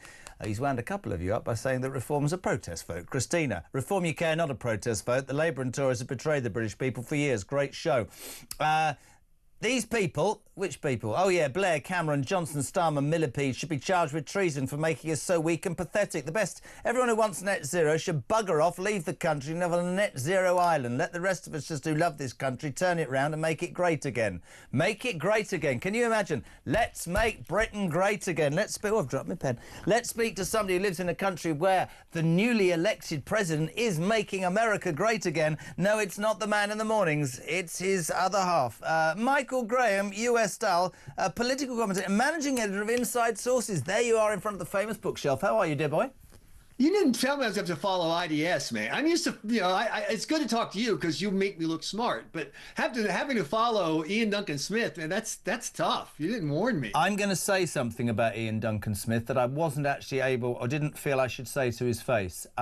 A thoroughly decent, intelligent, switched-on politician with far more ability than many who combined to get him out of that job. I thought he was roughly treated, but he's a man he's got foresight. He did describe reform as a protest vote, which has gone down like a cup of cold sick with some people. But listen, I think he's spot on about China. You'd agree with his views on China, right? Certainly. Absolutely. Oh, absolutely. That's, this is what's driving so many people in America, particularly on the business side, crazy, is if you say China and tariffs, they say, we get it. There's a real belief. I know after Brexit, the UK, you guys started to turn to China and thinking, here's what we'll do more trade with China. It'll wean us off the EU. It'll give us some more competition. We can take their low-cost goods, add value and sell them. Made by slave trade, by the way, slave trade. Yeah, but it didn't work. It didn't work anyway because we had COVID, and then we had the Ukraine war, and then it was clear that China was part of that pathway of weapons and support to Putin. My point is, a lot of people have looked to China back when with the World Trade, we let them into the World Trade Organization, treated them like they were a mature economy, and they still weren't. And it's caused havoc, devastation all over the place. Now people are saying, tariffs, China, let's do it. Let's absolutely beat the snot out of them. We don't need to be beating the snot out of the UK. And unfortunately, Trump just cannot get out of his own way. He started with this, we're going to tariff everybody thing. We're going to tariff Canada and Mexico thing. If we end up in a situation where America and the UK have opened our trade relations with a strategy of how can we build a network that leaves China out? Yep. Where where allies, whether it's Canada or whether it's our Eastern Asian allies like Taiwan, we can do it all. They desperately need the trade markets. Let's put the pressure on them. Completely agree. And J.D. Vance today saying a US-UK trade deal is becoming ever increasingly likely. I'm not going to defend the president, your leader, the man you look up to. I'm not going to defend him totally. You've said he gets in his own way. Yes, everybody, Liberation Day, I'm going to tariff the whole world. You can all do one. Actually, You can say climb down, or you can say he did what all businessmen do. He served the worst meal to them and pulled it back. And I'm sure everybody will jump up and down and be far more... He'll get far more from the people who are terrified he's going to go back to where he was. That's probably how he sees it. But the China thing, Ian Duncan Smith was pilloried in this country. He was called every single name under the sun. You're the conspiracy theorist against China. And when you look back at Cameron and Johnson and all these people, I mean, Boris Johnson, who I was very complimentary about for many years, he sold British Steel to the Chinese. This isn't a private Chinese company. This is the largest of the Chinese communist government. That's party. That's what it is. And it is infiltration. And I think in that instance, Donald Trump has got it right. I'd like an insight, though. How is life in the Orange Man Babies enclave? How's it going? I mean, it's so far so good. You know, one of the things that's happening is gasoline prices are coming down. And obviously, you guys pay gas prices. If we had your gas prices for a week, there'd be a revolution. The Capitol would be burning. I mean, America would just go crazy. And so lower gas prices takes the edge off. There's also this people like, I don't know what he's doing, but something is happening, and it doesn't seem as stupid as I first thought. So kind of like you just said, you put the terrible meal out first and you take it back. So that's helping him. The one, and then he is really winning the fight on immigration. We have a mess. They sent a guy to El Salvador. They shouldn't have sent to El Salvador under the current court order. What they should have done is gone back to the court, said, look, the guy he's here illegally. You said we can deport him. We just can't deport him to El Salvador. We need a new ruling. They didn't do that. They screwed up. Now Trump is digging in. But what the Democrats, I don't think, have figured out. Every day you stand up and say, we need to protect this gang member, or the people who are here as college students who have been leading the protests, anti-Semitic protests. We're taking away their visas and their green cards. Democrats keep defending these awful crooks, anti-Semites, gang members. And even if Trump ends up losing in court, what he's done, what the Democrats are doing to themselves in the process is hurting their brand. Whose side do you want to be on? The pro-border security, anti-gang side, or the pro-Hamas, the gang member? What about the gang member's rights? He can't be in a prison in El Salvador. I loved what you said, because it's. I mean, I was going to try and get a TV show commissioned live from the Oval Office, because I mean it's box office. The other day yesterday laid into a CNN reporter and just said, we've got to answer a question from this stupid person. That's why you have no ratings. You're the worst anchor in the history of American television. It's just like, oh dear. But the thing about him is, I get the feeling this time, and there will be people in this building, and we won't name them, who would disagree with this. I don't know whether it's because it's the second time and that's an achievement, and he knows that there's no other time he can't be re-elected, although he'll probably change the Constitution, knowing him. I think there's far more planning that's gone into that than his biggest critics would give him credit for. I'm not saying that all he does is great, but I thought the tariff thing, let's scare the crap out of the whole world, then let's say, no, if you listen to me a bit, I'll give you a better deal, maybe 5-10%, whatever. And the Chinese thing. But yeah, I mean, I keep saying, I said it to you, I think, before, but the immigration thing, we don't have, it seems, in this country, the guts, the oomph, the desire to do it. I was tuning into American television, don't know where it was, about a week after the inauguration speech, and they've got this Mexican woman crying, sobbing at the border.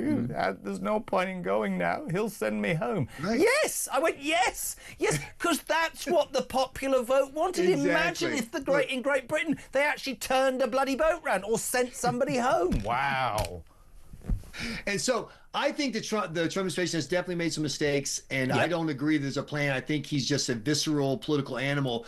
But he gets the big picture, which is once you convince people that you can't just show up illegally and stay, they stop coming. Yeah. And so that's why we've gone from 13,000 illegal crossings in a day at the southern border. Last month, March, we only had 8,000 crossings for the month. Yeah. 13 grand a day, 8,000 for the month, because people understand there's no point in coming. I do want to flip over to one other thing, though, that Trump is doing that I think is problematic. That is the Ukraine thing. When he said yesterday during that interchange, why did Ukraine start a war with a country that's so much bigger and had more weapons? I mean, this is why I say I don't know that there's a plan. I get that he wants to put pressure on both sides so they will come to a deal. But it seems sounds like he's favouring the Russians in what we read and what we see. I want to see him punch the Russians in the face. Now, Yeah. back to gas prices falling. Gas and oil prices falling is very bad for Vladimir Putin. He has an economy that is entirely held up by gasoline and vodka, and now he's getting down to just the vodka. And so, if once again, this is why I'd love to see a deal with the UK and the US where we say, how can we completely cut Russia and its allies out of the energy path? Make them go. They want to sell to China, fine.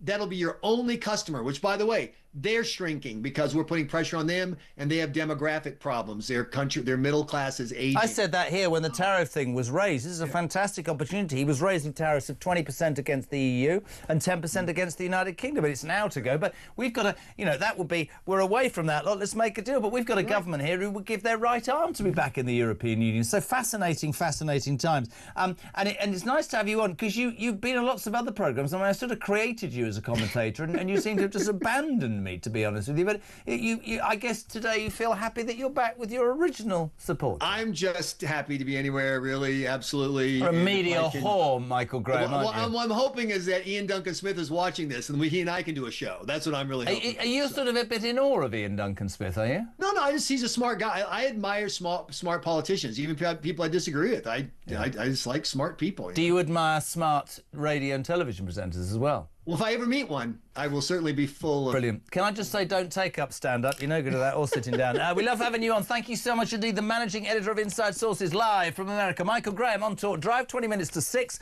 If you want to... Oh, I see. It's like that, is it, Dave Clifford? Have you read this?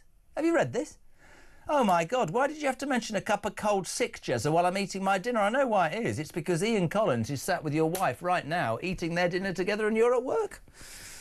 Oh, I'm going to get on the phone. 20 to 6. Back in a minute.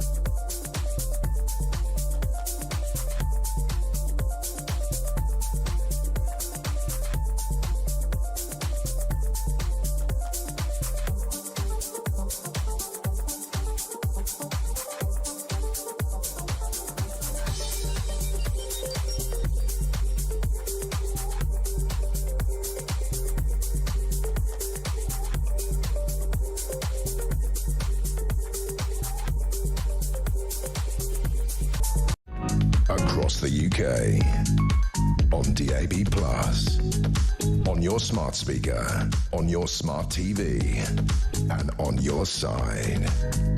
This is Talk. You could sit here like I do every day and you could think, God, this country really is over. Fantastic piece by Harry in The Sun today. You can check it online as well. Reform at 30% in Labour heartland. Farage poised to kick in Starmer's red wall. Oh, right. At least he's done his back doors. Keir's worst nightmare. Listen, they are surging, reform. Surging. Britain broken. It is broken, and they say that reform is responding to that. Do you believe Britain's broken? 0344 499 1000. Text to 87222. Jez, I'm impressed with Ian Duncan Smith. He, John Redwood and the like, why I've always voted Conservative until the last one. Why have we not got more like Ian? He would get my vote any day. He talks common sense. Doug, good afternoon. Jeremy, it'd be interesting to see how much other countries are giving to the Sudan. Or do we just pluck a figure out of the sky and say, look, aren't we the best? Have some money despite the fact we're all skinned. Interesting. Andy in Northampton. Hello, mate. Why do politicians not listen? God, he says, I'm enraged. Reform not a protest vote. IDS speaks a lot of sense. But yet again, just like most politicians, he dismisses what people think and think they know better. He doesn't. Interesting. Jeanette. Jeremy, like you, I totally respect Ian Duncan Smith, but I totally disagree with him regarding reform. I don't care about thinking about if reform can form a government. Labour and the Tories have actually proved that they can't, so why not give someone else a go? The Tories need to stop calling reform a protest party and get real. Jan's in Newcastle. Jez says, Brad, the best thing about the UK is the people. The worst thing is the government. Hello to Jason in Bristol. Why did I do that? Worst thing is immigration. No, immigrants, because they get to see a doctor in 24 hours. Taxpayers wait about 3 years. Yeah, we've done that. 0344 499 1000. What is the best thing about Britain? What is the worst thing about Britain? Anything you want on the text 87222. We're going to Manchester. Why did I do that? Alan, hello. You're on Talk Drive. Hello, Jeremy. All right, okay? Yeah, good to speak to you, my friend. What do you want to talk about? Just a couple of things. First of all, America used to be a British colony, didn't it, back in the day? Oh, did it? America? Yeah. America, yeah. It was part of the empire at one time or other. We used to own the world. Now we don't even own our own country. Well, this is it. So my thoughts are, if we embraced America as into the Commonwealth, yeah, we then did a free trade deal with all members of the Commonwealth, i.e. that's what it's named for, the Commonwealth. We then shut out China, we shut out all the EU, everybody else. We just deal with the Commonwealth and have a free trade agreement on steel, coal, everything, power, the lot. That would fill our energy void and also increase trade and revenues. Couldn't agree with you more. That's why we left the EU. This is the frustration of many people. And, of course, Trump is doing what Trump does best. But there is it was offered to Theresa May in 2017. The US want to deal with their oldest allies, right? And we've dillied and we've dallied and we left the EU and then that didn't happen. I said it on the show yesterday, and I'd love your take on this. The reason that I voted for Brexit was I thought that we were an island that had fought 2 world wars and we could just go into ourselves and build businesses and create growth and make products that people across the world wanted. But we didn't. And the Tories went, oh, COVID, I get all of that. But we seem to have lost that desire, if you like. Do you know what I mean? That was Boris and all his chums and all the rest of the people who didn't want to leave the EU but were forced to. Now, the thing you've got with the Commonwealth is it was designed to support nations and look after nations and free trade and sell British products. Now, if we did that as a bloc, as a trading bloc, became financially stable and brought back industry, and we can deal with Australia, Canada, all the other countries, Jamaica, African countries, every different country, India, they're all part of the Commonwealth. Yeah. Basically, in the Commonwealth Games, we can deal with free trade. Brilliant. And to get into that, you can't, because China wouldn't be allowed into it, Russia wouldn't be allowed to. I think you have a point. I think Ian has a point. We should be making trade deals to try and create a bloc, not maybe with the European Union, I agree, whereby, you know, because people forget with all of this that Russia is economically on its backside, and there should be a reason and a belief that we could strike. Can I ask you, I know you listen to the show, best thing about Britain and worst thing about Britain, Alan in Manchester? Best thing about Britain is Manchester and the people. Are you a red or a blue? I'm a red, of course. You've been to my house, actually. I'm Reese's dad. Sorry. Can we rewind? I've been to your house. You've been to my house, yes, when my son was poorly with cancer, and you took me to the football and you took me to United. There you go. For all the people who never thought I was a nice man. Thank you very much indeed. I'm sorry. How is he doing? Person. And the worst thing about it is obviously this terrible, awful government who's stifling everything which is British and everything that is any chance of our children having a future. That's the worst thing about this country. Bless your heart, mate. Good to have you on. Thank you so much indeed. Really appreciate it. 0344 499 1000. Text to 87222. We'll go to Birmingham, where rats the size of dogs run amok. Mark, which part of Birmingham are you in, my friend? On Black Country, mate. Where are you? Whereabouts in Birmingham are you, mate? Wolverhampton, West Bromwich. Oh, it's not really, but it's a West Bromwich. Oh dear. I'm joking. Are you a Baggies fan? No, mate. No, I'm not much of a football fan, to be honest with you. Get off the line, then. From the Millwall area. Oh! You shouldn't say that to a Hammers fan, right? What you got for me in Birmingham, buddy? Well, good points on England and bad points on England. You go abroad and you go to a country, it's all dried out and knackered, and you come back and you've got a beautiful green countryside, best scenery in the world. So that's the good thing about it. The bad thing is British citizens come last for government jobs, housing, healthcare, but we pay the bill, which I know you've already covered, but that was my point. No, I'm with you, and why I get frustrated for people, but also for myself, is that I don't think politicians.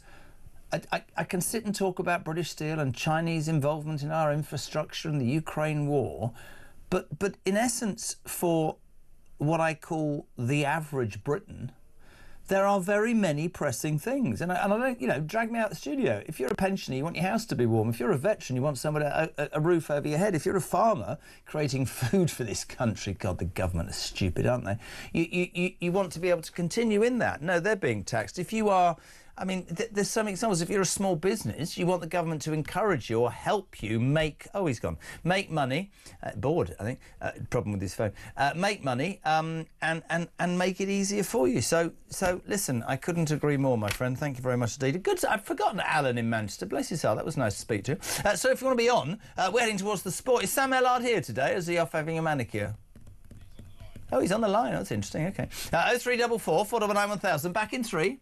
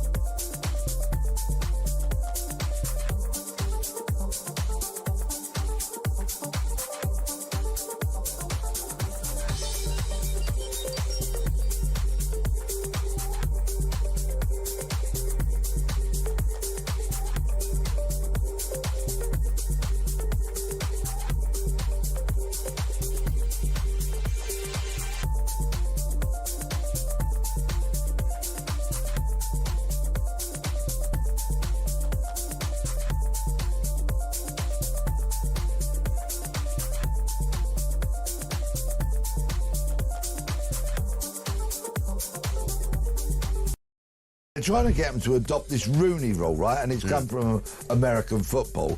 Yes. Okay. Where it says it's got nothing to do with Wayne Rooney, which some people think exactly.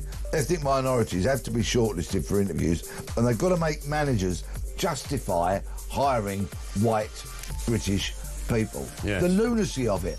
You hire a white British person, and then you might be held to account and have to justify that.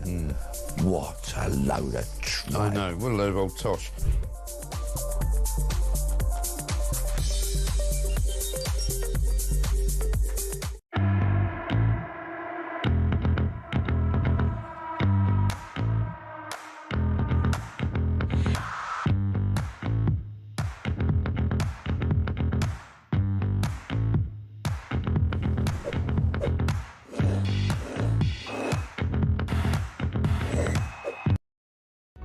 Across the UK, on DAB+, on your smart speaker, on your smart TV, and on your side. This is Talk. Welcome back. I'm in the middle of a bourbon. Lovely. I love it. Push the button, Ames. Sport Summary on Talk. Sammy Lillard, I've got a bourbon. I'm very happy with my biscuits. How are you? Yeah, good, thank you. I think my top 3 favourite biscuits to dunk is a chocolate digestive, a bourbon, and a custard cream. Where did that come from? Well, no, because you mentioned... Remember the Peter Kay sketch about, like, chocolate hobnobs. They're like the SAS of biscuits. Dunk me, go on, dunk me again. Just keep on dunking me. They're good to dunk. No, I haven't seen that, Jeremy, and that just, for people that don't know what that is, that makes... God, you really are just eating this as I'm talking to you. I mean, thing is, what annoys me about the sports section is, you know, you wouldn't do this if Cardwell was on talking politics. No, I'd probably be asleep. I'd probably be asleep. It's my favourite... Shut up, it's my favourite section. Do you know how I got my first job in radio? This is seriously good. This is actually true. At Invicta Radio in Kent, I sent a demo tape to Paul Jackson. This is a true story.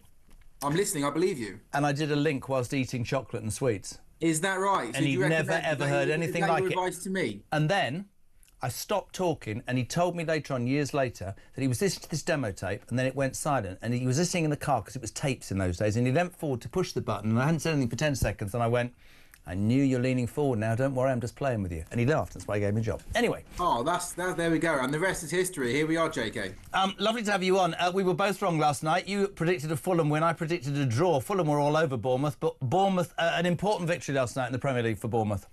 Yeah, I mean, Bournemouth scored really early on inside the first minute, and you're right, Jez. I think Fulham dominated play from that moment on, had a lot of good chances, but couldn't get back on level terms. So, I mean, Bournemouth and Fulham now both on 48, in 8th and 9th respectively. They're 6 points behind 7th place and 6th place, and 7th behind 5th place, which would be Champions League. So I think they're a little bit adrift with just 6 games to go to break into that top 7. But I believe 8th place this season would be a Conference League spot. And for teams like Bournemouth and Fulham, don't scoff at it. That would be a big opportunity for them next season to be in your... Good trophy to win that, by the way. Good trophy to win. No, exactly.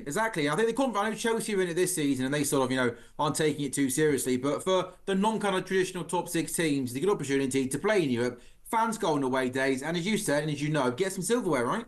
All right. PSG Villa, Champions League tonight. Villa trying to do the impossible, overturning a 3-1 defeat in Paris last week at Villa Park, with the Brummies bouncing and boinging everywhere. Can Villa overturn 3-1 against PSG? Because PSG look like one of the best teams I've seen for a long, long time. They can do it. I mean, this is one of the reasons why we love Champions League football, because, we see second leg comebacks happen. It can happen. Will it happen? No, I don't think it will happen for reasons you just alluded to there. I think this PSG team, they kind of look the real deal and have done over the last 3 weeks. I mean, the front three of Doué, Dembele, Kvaratskhelia, and Barcola to come off the bench.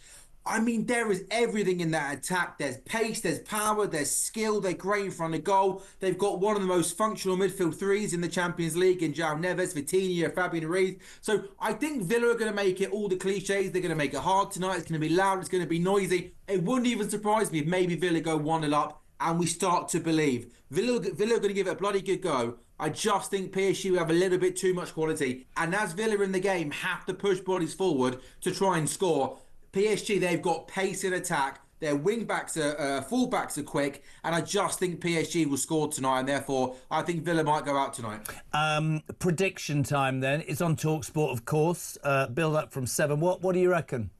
I maybe think 2-1 PSG tonight. 2-1 PSG. I think Villa win 2-0 tonight at Villa Park. I think it goes to extra time. And I think Emil Martinez just puts one of those big hands out and Villa go through. I think they knock them out tonight on penalties. I like that prediction. If that happens, Jez, we are in for some night. Because, I mean, goodness me, Villa Park is going to be bouncing. And Emi Martinez, who, of course, won the World Cup for Argentina against France on penalties. Not particularly liked in France at the moment anyway. So that's a good thing in my mind.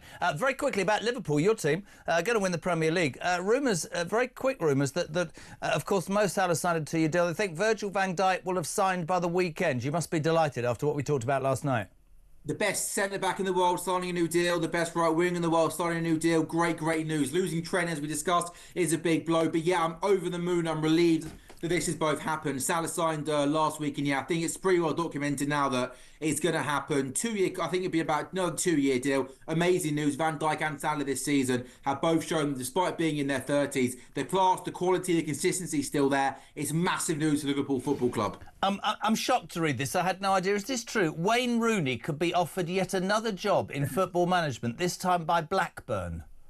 Yeah, apparently it's true. TalkSport's Alex Cook reporting that Blackburn, who only recently appointed Valérien Ismaël in February, is under real pressure, winning just one of his 8 games. But the notebook on the TalkSport website, they report that Rooney is a contender to step into the hot seat at Ewood Park. He's out of work since being sacked by Plymouth in December after winning 5 of his 25 games in charge. He also didn't do a particularly good job when he was in charge at Birmingham. So, listen, I know Wayne Rooney, okay, and I'm not going to. I've met from Barbados, but I'm just to be really honest. An amazing footballer, but there comes a point, does there, where really excellent footballers don't always make the best coaches. I'm pleased that Frankie Lampard's doing well at Coventry. Maybe that's his level. I would say this to Wayne's face, so I'll say it behind his back, right?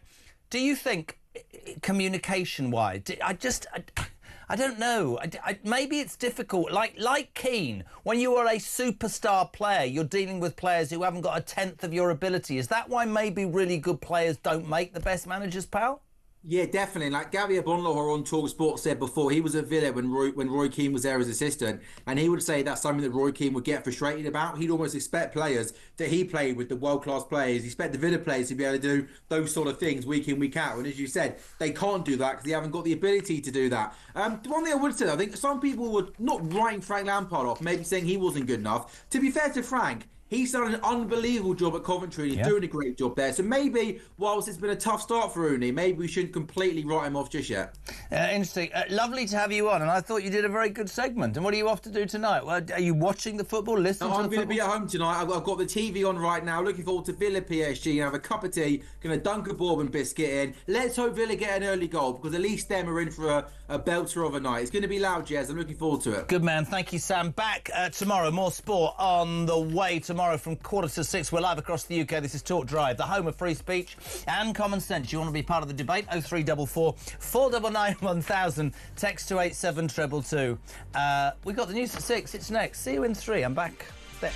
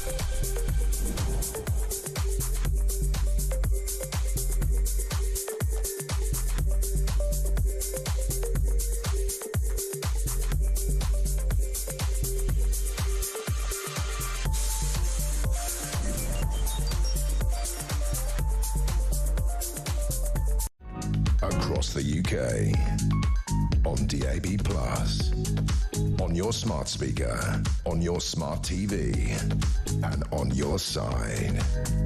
This is Talk.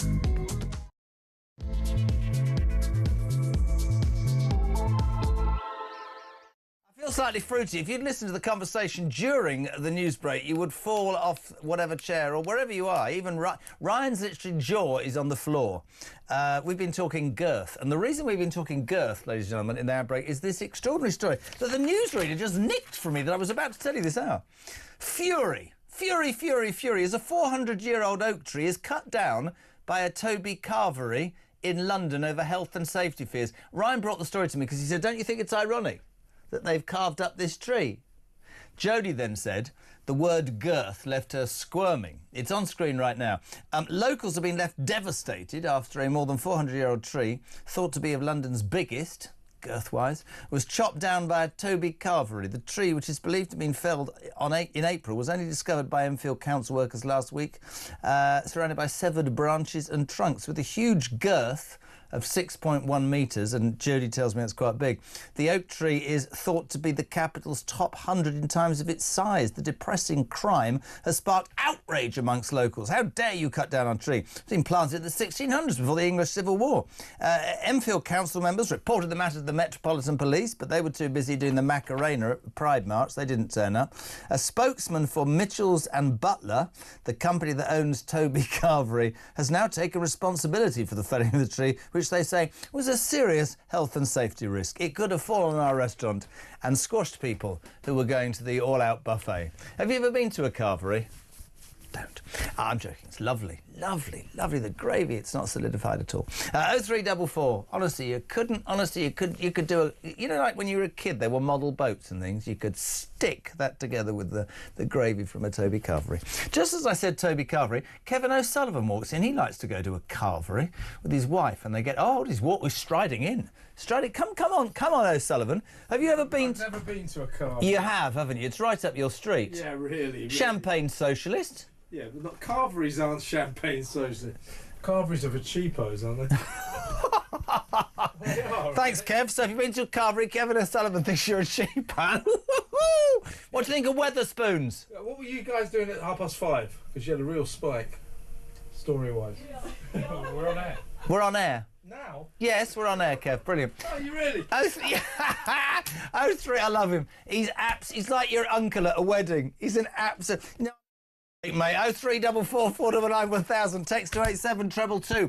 We are going live to a man whose career is going into the stratosphere because I discovered him in Little Chef when he'd lost his seat. Former Tory MP for the Ribble Valley, Deputy Speaker of the House of Commons, top man as well, Nigel Evans. Hello. It's gone uphill ever since we did that first interview. Where are you now? Are you in You should do the next one from a Toby Carvery. Well, we'll talk about girth in a minute, Nigel Evans. Where are you, man? You're looking healthy. Where are you? What are you doing? On holiday again? I'm writing my autobiography, so I've come to Spain to do it because there's less things to distract me. So I'm on chapter 5 at the moment, Jeremy, so I'm sure people are waiting with bated breath. Listen, when I make a movie of it, I want Brad Pitt to play me. Well, that's yes, or Compo from Last of the Summer Wine. So you're writing your autobiography, and here's the $1 million question: if you want me to promote it, am I mentioned, or am I to be mentioned in it at all? Well, do you want a £5,000 mention or a £10,000 mention, Jeremy? What do you think, Evans? What do you think? Can we start with that ridiculous story? Only because the word girth made Jodie's eyes water. A 400-year-old oak tree has been cut down by a Toby Carvery, which I think is half the joke, the Carvery, in Enfield. And they reported to the police, and now the people that own Toby Carvery have said, yes, it might have been there 400 years, but it was a serious health and safety risk. It's on screen now, which is why we've cut it down without anybody's permission. I mean, that's ridiculous, isn't it? Yeah, it's very sad indeed. I used to be president of the all-party beer group, so I'm a great champion of beer and hostelries that sell beer, particularly Weatherspoons, Jeremy. Yes. But I think it's really sad. I mean, why did they? I assume that the Toby Carvery building was built after the tree went in. Yeah. Probably about 300 years after the tree went in. So why did they build it there in the first place? I think they've got a special responsibility any of these pubs who've got trees in their grounds or gardens or wherever it happens to be, you don't just chop them down, you preserve them. Well, it's really interesting because I've just bought a house and I wanted to do the drive. This is a genuinely true story. And the roots of 3 protected trees means I can't change the drive from the stones that it is to tarmac that I wanted or whatever I was going to do, literally. So I would have thought that the trees were protected, so I'm quite surprised. Anyway, Nigel Evans live in Spain, right? Do we know what the autobiography is going to be called yet? Yeah, who is Nigel Evans anyway? Yep, OK, that should sell really well. Let's start with this astonishing article by our Harry Cole this morning. Britain is broken. What we love about you and John Redwood on this show is, and we had IDS earlier, is you're honest. Politicians seem to come on and they go, oh, it's a blip, reform's a protest vote. Da, da. If you listen and read this article today, Nigel, 30% is reform share and it's growing. Many. This is in the Labour heartlands. This is in the Red Wall. This is the Red Wall seats that Boris Johnson destroyed and won in 2019 to get elected. This is the seats that, yes, Labour reclaimed in 2024, but Reform were just behind them. You can argue about splitting the vote. You and I have been very honest about that. But it strikes me, not other politicians, I'd love your thought, that actually what this poll tells us is that the British people aren't bothered that there's only 4 Reform MPs. The uni-party thing, from one to t'other, and the mistakes that have been made and their lack of trust in those 2 parties, gives Nigel Farage genuinely a very, very, very good chance, if this vibe continues, this momentum continues, to be the next Prime Minister of the United Kingdom. And I genuinely mean that, and I didn't think I'd say that. Yep. Well, if you look at what's happened at the last election, the brain-dead decision to have it in July of last year was clearly the first issue I have. But secondly, Reform actually did rather well. They did 4.1 million votes, which is way more than the Liberal Democrats got. It's just that the Reform vote was well spread throughout the country and the Lib Dems was focused on a number of seats. So they got 72 seats and Reform got 5. Now, we've got some big tests coming up. We've got them in May with local elections, and we've got them with one by-election as well. The opinion poll appeared in The Sun. I've read it, and quite frankly, it resonates with me completely. You have to remember as well, in that same election in 2024, the Labour Party only got 34% of the vote. It wasn't as if people were fed up with the Tories, which they were, and then ran towards the Labour Party with great enthusiasm. They did not. No, they got 34% of the vote. And now that opinion poll in The Sun today says a quarter of the people who voted Labour just less than a year ago are now fleeing the Labour Party. And a lot of them are fleeing the Labour Party, particularly in those Red Wall seats, to Reform. And Reform are a real danger. And Keir Starmer knows it. That's why he attacks them on a regular basis now. That is one of the reasons why we believe that and I'll call it a farce, because Parliament had gone into recess, and just a few days later, they're back on a Saturday saving British steel. And why was that? Well, one of the reasons we believe is that the support for Reform in the northeast of England is shooting up. And people are not so stupid as to think, thank goodness the Labour Party have saved British steel, when, of course, Ed Miliband and their crazy net zero policies are part of the reason why British Steel are losing millions every day. So they're not going to get any credit for that. And it's more likely that Nigel Farage and Reform are going to get the credit for it.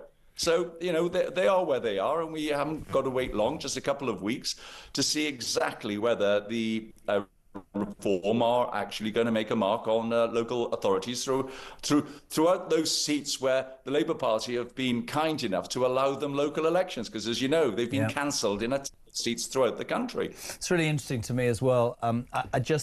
I get the criticism. I mean, Ian Duncan Smith said Nigel Farage is a polarising figure, but he's the main man, and is he able to? I mean, to have conversations like is he able to run a cabinet? You wouldn't have thought would ever have been conversations we've been having. But I do think this frustration that people feel with what they see as the system over the last 14 years and over the last 12 months. and a lot of great politicians like you who are not going to go back now, and everything's a bit changed. And I think they've been, I mean, you know, we were laughing about, I'm bringing on to the next story. I mean, I was being slaughtered by the, you know, because through the glass I've got 4 of the youngest people. I mean, they're all in their 20s or 30s or whatever. They look at me like I've landed from Mars when I remember and tell them about the winter of discontent, because I look at what's happening in Birmingham with the bin strikes. And, you know, we talked last week about how the council had spent money on property. They'd spent the money they were given by central government, lost it. They owe billions, millions, whatever. They've declared themselves bankrupt. They're not allowing elections, so they're going to be there for another year. Some of the scenes from Birmingham, Nigel, are absolutely appalling. And what do we get today? As we all knew, who are on the right, Sharon Graham, the General Secretary of Unite, says she's going to give the green light for other strikes from low-paid council workers across the United Kingdom. When I say to the kids through there, I remember green goddesses for ambulances and rubbish on the streets. I remember the lights went out at 7 o'clock and we couldn't get the food we wanted. They think I've come from the dark ages. This will spread, this strike. This is exactly what happens when Labour are in power, because they offer people everything and they can't bloody well afford it. Isn't that right? Yep, and those 4 kids need to be buying my book, Jeremy, because I'm up to 1979, unbelievably, and looking at James Callaghan and The Winter of Discontent. And it's really good to actually go through some of my memories as to how that exactly was.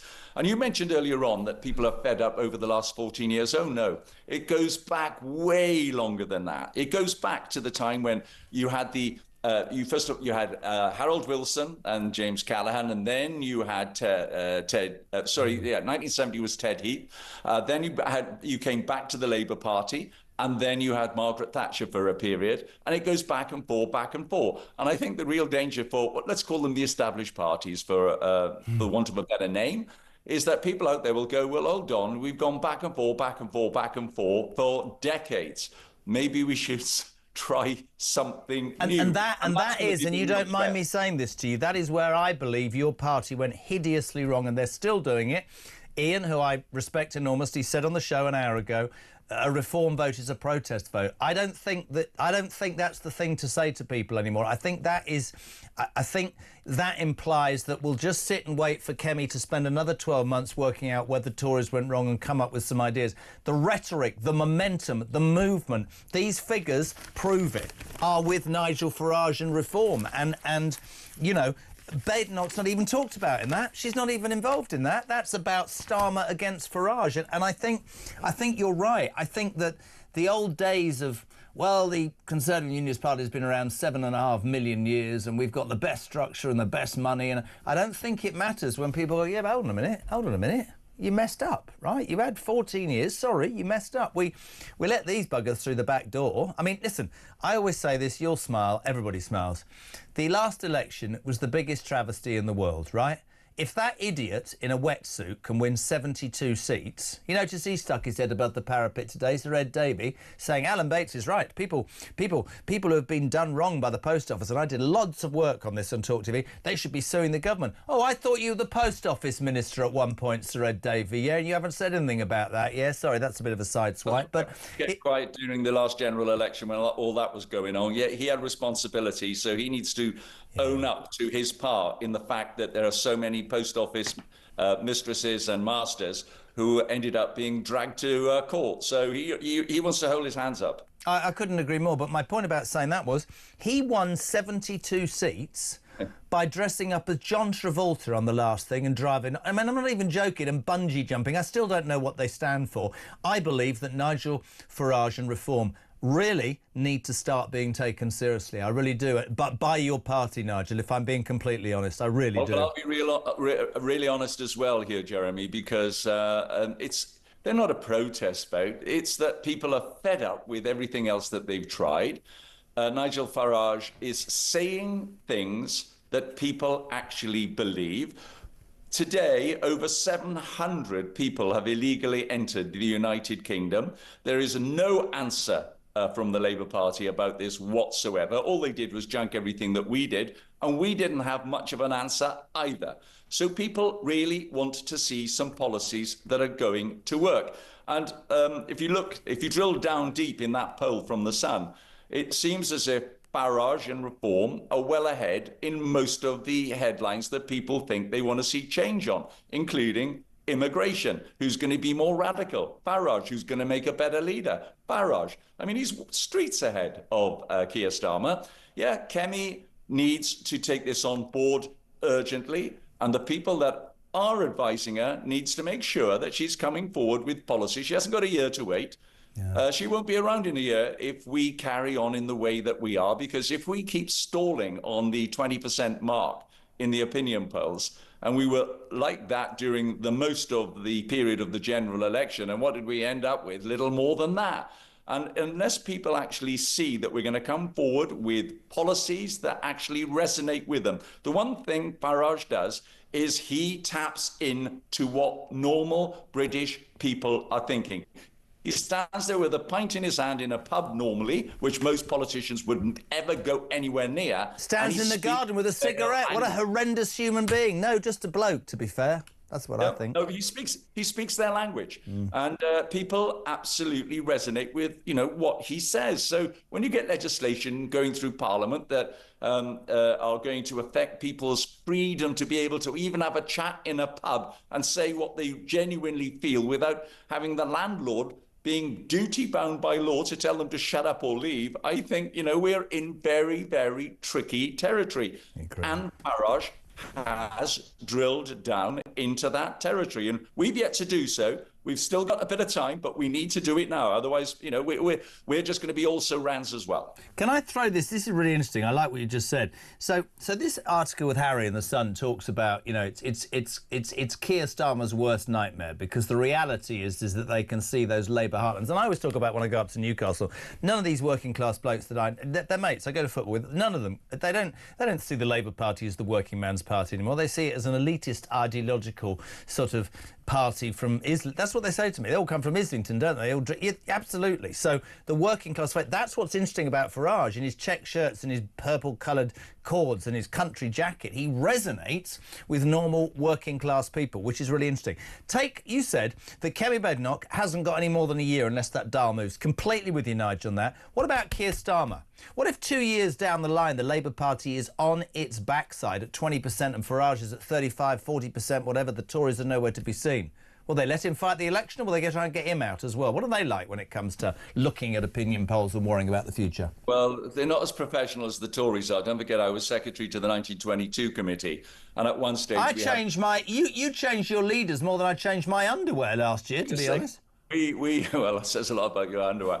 But I have to say that we had a revolving door on the leadership's office at one stage because they were changing so fast. I remember once when I knocked my head and went to St. Thomas's reporting concussion. Do you remember that story? Yeah. And the nurse said, could you tell us who the Prime Minister was? And I almost said, well, I hope you're not going to judge me by if I get that answer wrong, because it's quite a test. I should imagine half the country would have got the question wrong. Yeah. Do you think that, do you as an ex-politician now, and you've said your bit about the Tories, you see him as a real threat, though, Farage, in terms of the momentum in the country, right? I see him as a threat and as an opportunity, Jeremy. I'm going to be absolutely frank about it, because if it hadn't have been for Nigel Farage banging on about the European Union as he did, that made David Cameron wake up out of his complacency and then offer a referendum. He was saved in 2010 because, as you remember, we didn't win outright. We had to do a deal with the Lib Dems, and the referendum went by the way. It was only because Cameron won in 2015, which we don't think he expected to do, that he had to then deliver the referendum. He did that poxy reform negotiations with the European Union when he asked for very little and got less. And then he all of a sudden said, yeah, that's good enough for me, and went out and campaigned for it. Where the big difference between people like David Cameron and the established parties and Nigel Farage and ordinary working class people is that they knew that Europe was a problem, that it changed from the European community that Ted Heath signed us up to in the early 1970s, and then changed to eventually the European Union. So from the community to the union. And I believe that there is still ambition in Brussels to make it the United States of Europe. Well, if that's what they want, get on with it. But what Farage did was he woke up to that. And he was a cheerleader for what I would say is the ordinary people who feel left behind in parts of the northeast, the northwest, and the Midlands. It's okay if you live in London, and of course London voted to remain, but they got the mood of the British people wrong. Why? Because they don't talk to them and they don't listen to them. And that's what Farage does. He actually espouses what the ordinary people say and think, and he says it in the language that they use so they understand it. He doesn't tart things up, he just says it as it is. And when you see 700 people cross the channel as you did today, what are you supposed to say? Oh, okay, then let's look for another hotel. I mean, no. Couldn't agree more, mate. I wish you and Redwood were still in it, because you speak bleeding sense. So the autobiography, you're sitting in Spain writing it for how long? How long are you staying in Spain? I know it's tax avoidance. Don't get me, Evans. I know it's tax avoidance. I wish. No, I'm apart from a couple of days because I'm giving evidence to a select committee, so I'm coming back for that. But apart from that, it'll be until the 4th of May. That's when the vast majority of it will be done. And as I say, I'm really enjoying it because I'm reflecting over the decades when Keith Joseph came to visit my school, you know, and Geoffrey Howe helped me on the Pontypridd by-election. Well, Michael Heseltine came to the Ribble Valley in 1990. He called me a dreadful man, Heseltine. He said, you keep asking me, well, of course we should go back into Europe. You're a dreadful man. Yeah, whatever. Shut up. No, absolutely.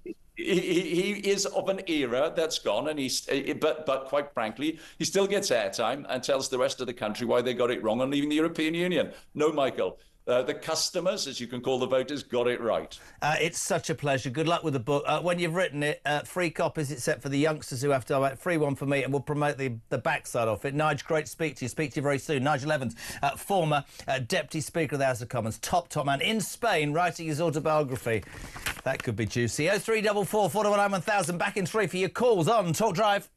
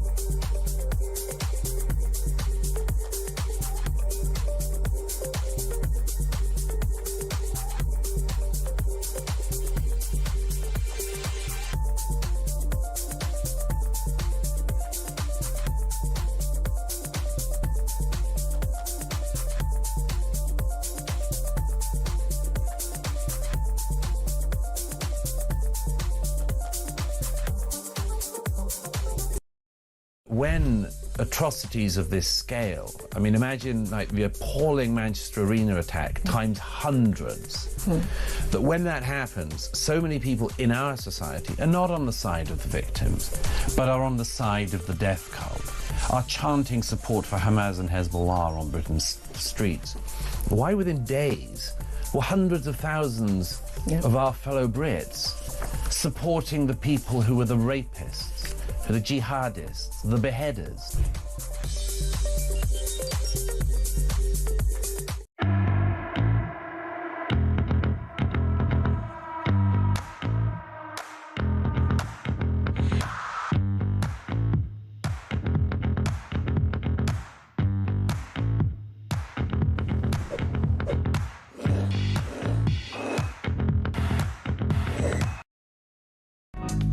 across the UK.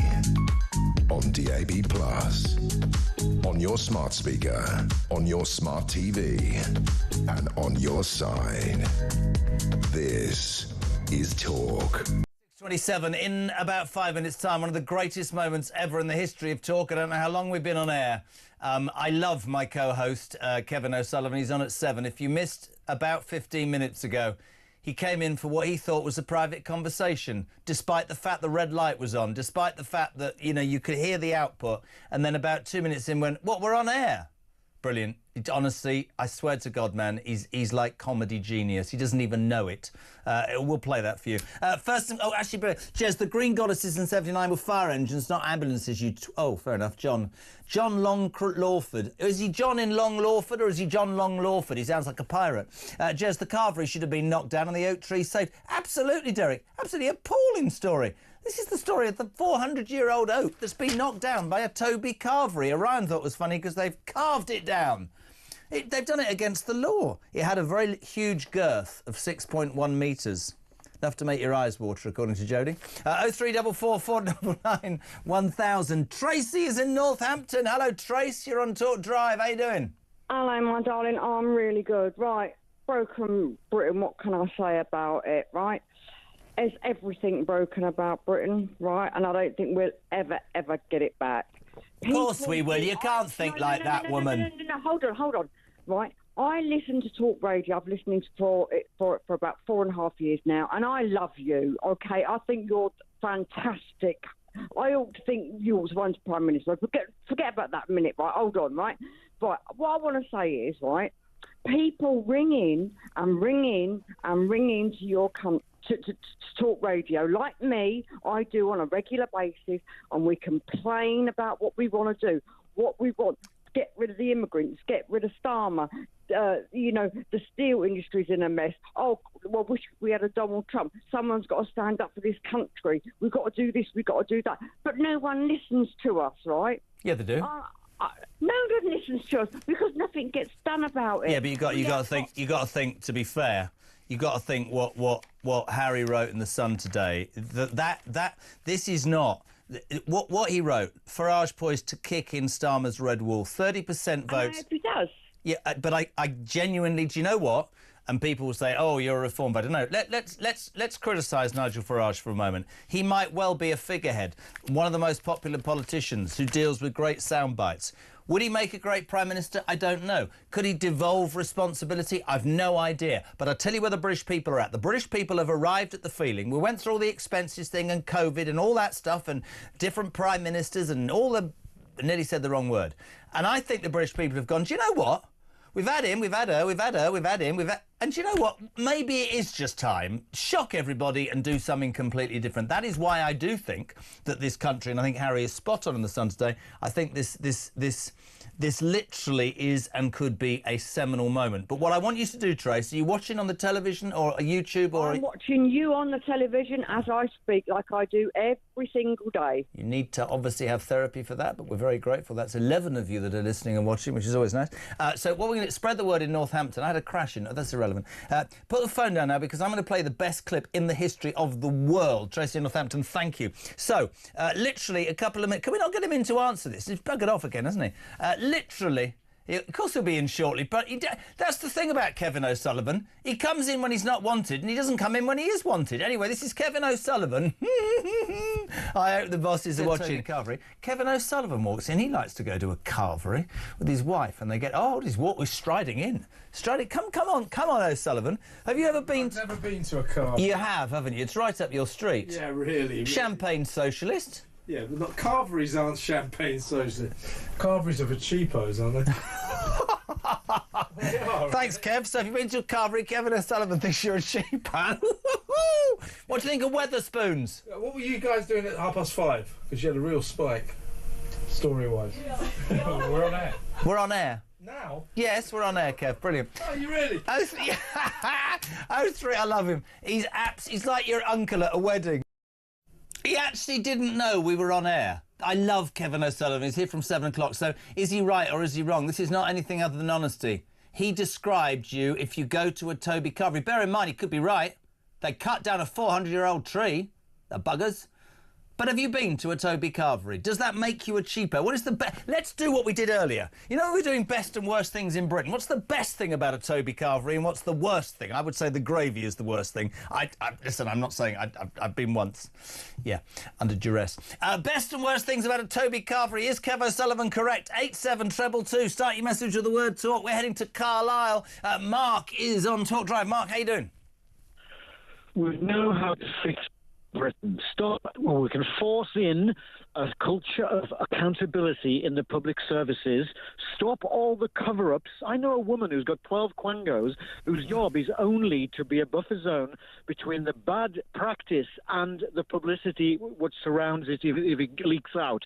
It's unbelievable what we need to do. The private sector, stop taxing the private sector out of existence. Yep. So the globalists will come in and bring all multinationals and close all small businesses. We know how to fix broken Britain. Do it now. Are you... Sorry.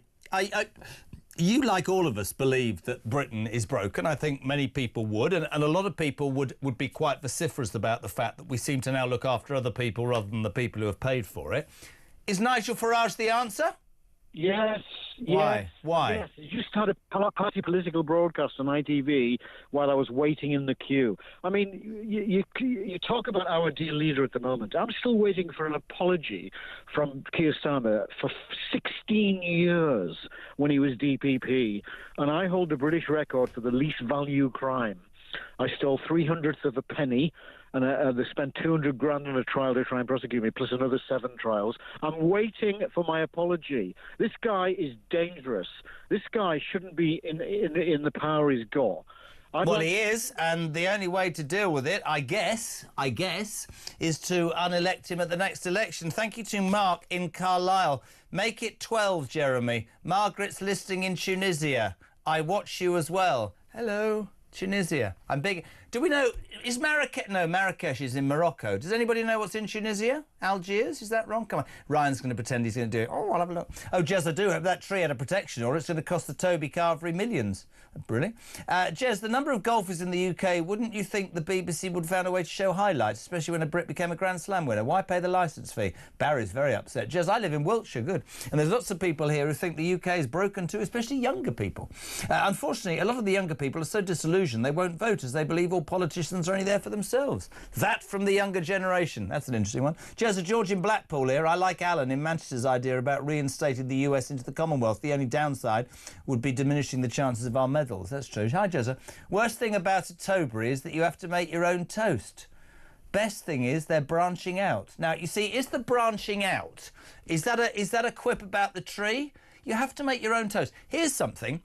I was taught a long time ago with radio that you shouldn't plan anything. My brain's now telling me, every time I stay in a hotel, tell me if I'm right or wrong, you've got 25 minutes. You know those bloody toast machines? You know where you have to put the toast and it slides down and along and out, right? Why is it that once through the system isn't enough and 2 burns the bits off it? So you try and push it through like I did last time for the second time through with some tweezers and burnt my finger. Do you share my frustration? 0344 499 1000. Thank you very much indeed.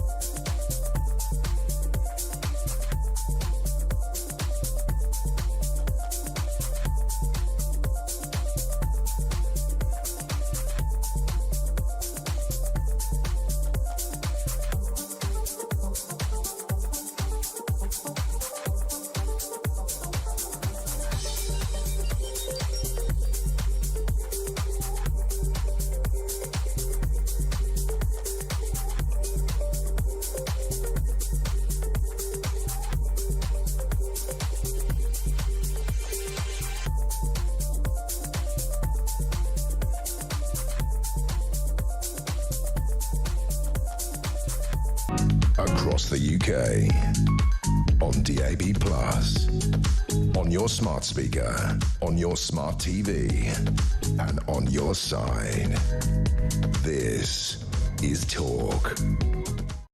10 and Mike Graham, of course, from 6 with The Only Way to Wake Up across the United Kingdom. Mike Graham's Morning Glory. You see what we did, he's up and at it very early. We're here for 20 more minutes, you lucky people, ahead of Kev O'Sullivan, who, I've got to play it again, I'm sorry, it's just brilliant. Kev O'Sullivan, I just came in the studio about 20 minutes ago, and he didn't realise we were live on air. Could you, ready to play the clip again? Have you got it lined up? Just listen to this, my friends, brilliant. Said Toby Carvery. Kevin O'Sullivan walks in. He likes to go to a carvery with his wife, and they get, oh, he's striding in. Come on, O'Sullivan. Have you ever been? I've never been to a carvery. You have, haven't you? It's right up your street. Yeah, really. Champagne socialist. Yeah, but not carveries aren't champagne socialists. Carveries are for cheapos, aren't they? Thanks, Kev. So, have you been to a carvery? Kevin O'Sullivan thinks you're a cheapo.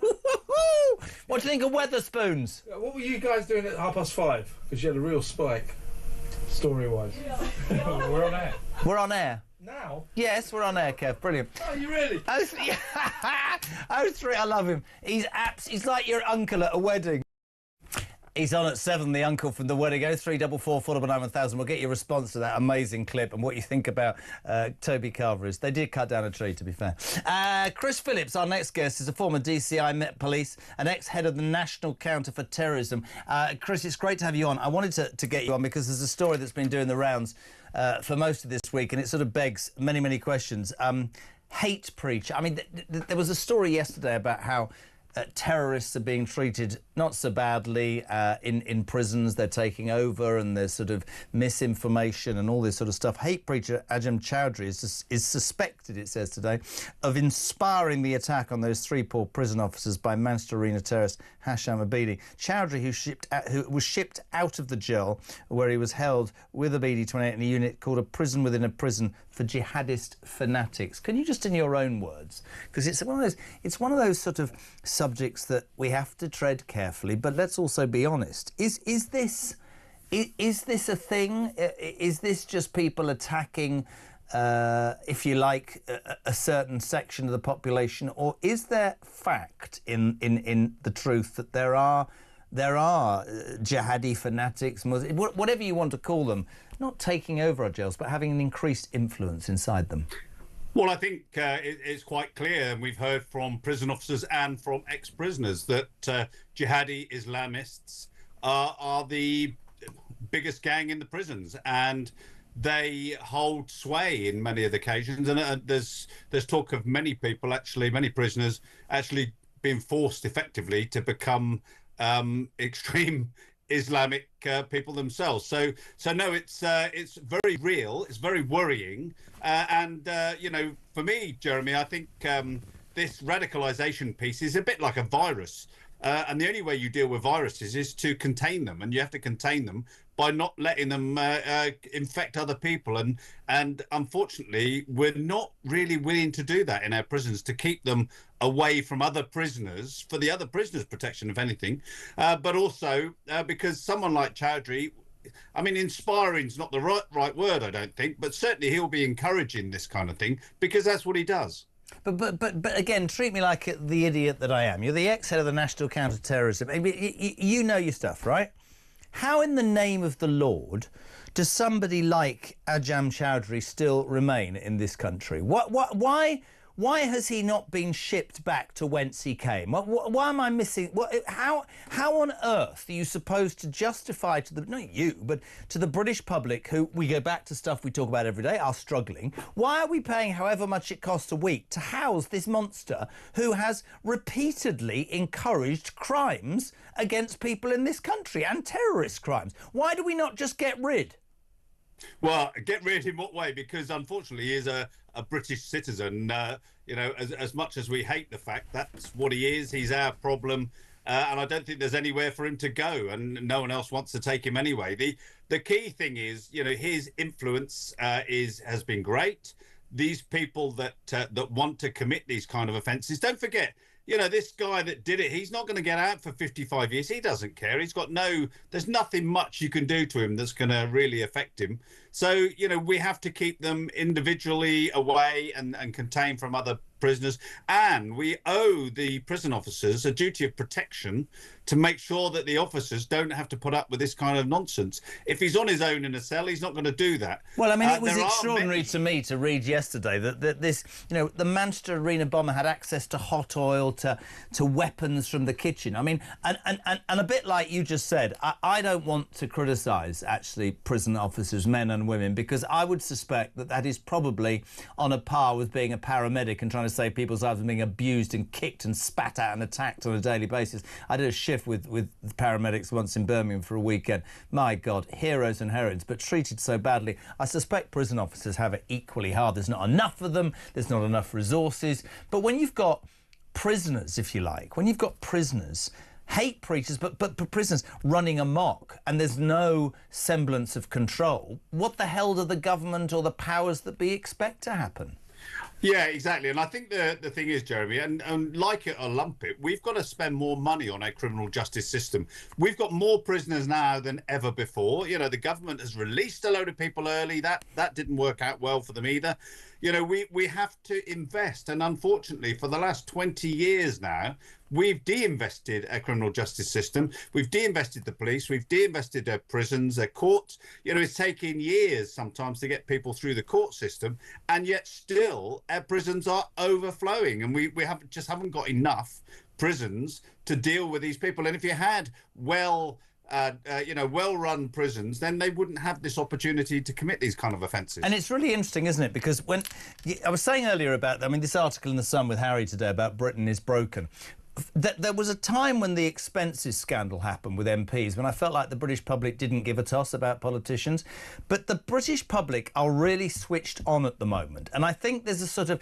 They've come to a seminal point. You just said something really interesting. We have de-invested in our criminal justice system for 20 years. We've de-invested in our military for 20 years. We've de-invested in immigration, in everything. And then one wonders, like, if you were saying, oh, that's a good business model, then if you get to my age, you go, well, how the hell did these people get to the position they were in? How have we had such inept decision makers? And somebody said to me earlier, oh, it's short-termism because you want to create a legacy, blah, blah, blah. But is it not common sense to say, commit a crime, serve your time? Let's build more prisons. Let's make it stronger. Let's increase the sentences. Let's be stronger and harder. Let's get more police on the street, getting more intel so that these scumbags, it's like London. I don't live in London, thank God. Sadiq Khan spends his life going on about DEI and has the biggest knife epidemic in probably the Western world and does absolutely nothing about it. To me, I can go back to Cameron and May and all of them and go, did you not see this stuff? Were you so wound up trying to... Well, I don't know. To me, it's common sense, pal. And maybe... Well, they were de-investing. Let's be quite frank. The police service that I left, actually, Theresa May had recently taken over. And, you know, that was the start of the end of our policing, the way that we police for... What did they expect, though, by de-investing, pal? That's what I'd love to know from you, Chris. Does a government not care? If I de-invest in the police, I save billions here, and it doesn't matter, but I'll be gone by then. Is that how bad our politicians are? Well, I think, to be quite honest, and you mentioned the fact that they're on a 5-year cycle, aren't they? Whereas the country is actually on a 100-year cycle, and you need to work long term if you want to solve lots of problems. But I tell you, when you talk about this broken Britain thing, I think it's what's happened is the politicians that have been voted into power have not taken any notice of what the man in the street thinks, and they've been caught out. And, the likes of the BBC were exactly the same. They got caught out with things like Brexit because they weren't listening actually to what the people in the street thought. And likewise, and I've just been in Rome and talking to some Germans and French people over there and Italians. They're in exactly the same boat. They don't believe, they can see that this mass immigration thing is a massive problem. And none of the MPs, members of parliament or any parliament across Europe have done anything to stop it from happening. And I don't believe, and this is... They're not listening. They're not listening to the public. I completely agree with you. And maybe, it's easy to sit here and go, oh, come on. And it's easy to look at America, different political system, the orange man baby, don't have to love everything about him. but he is actually doing exactly what he said he was going to do. It would be great. But probably what we need in this country is conviction politicians who resonate with the British people, and it might be Farage, it might not, and get more than 5 years and actually have the balls to say, this is what you elected me on. I'm going to go on a journey with you. I'll tell you the good, the bad and the ugly. There'll be great days and there'll be terrible days, but that's the course I'm set on, and I ain't changing, not because of the press or legal ramifications or people with placards. They can do one as well. This is what you voted me to do.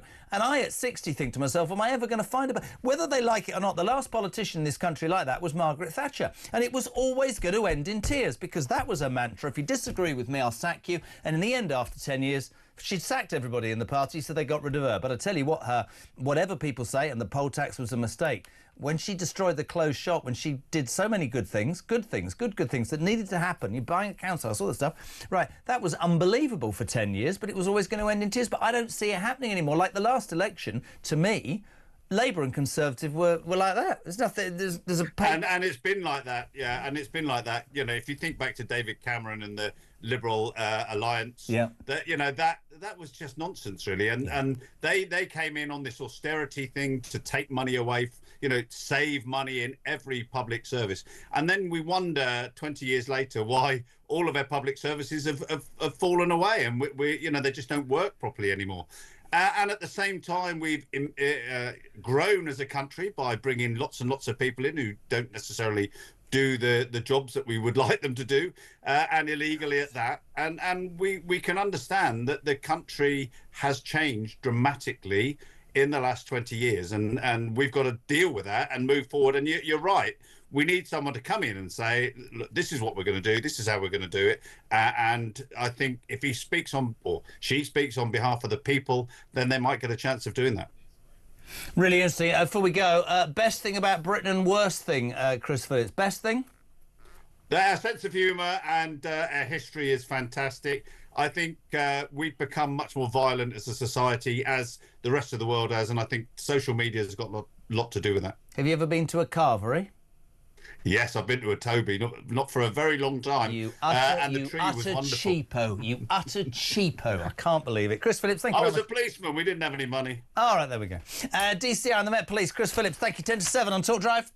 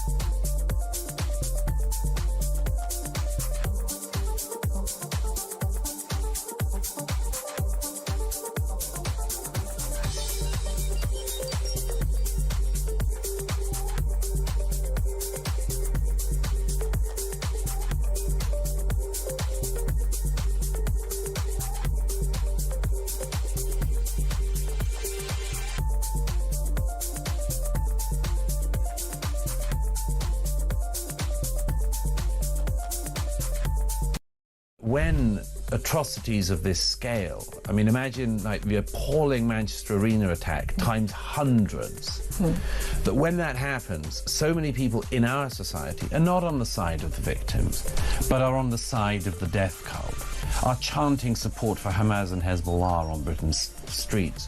Why within days were hundreds of thousands of our fellow Brits supporting the people who were the rapists, the jihadists, the beheaders?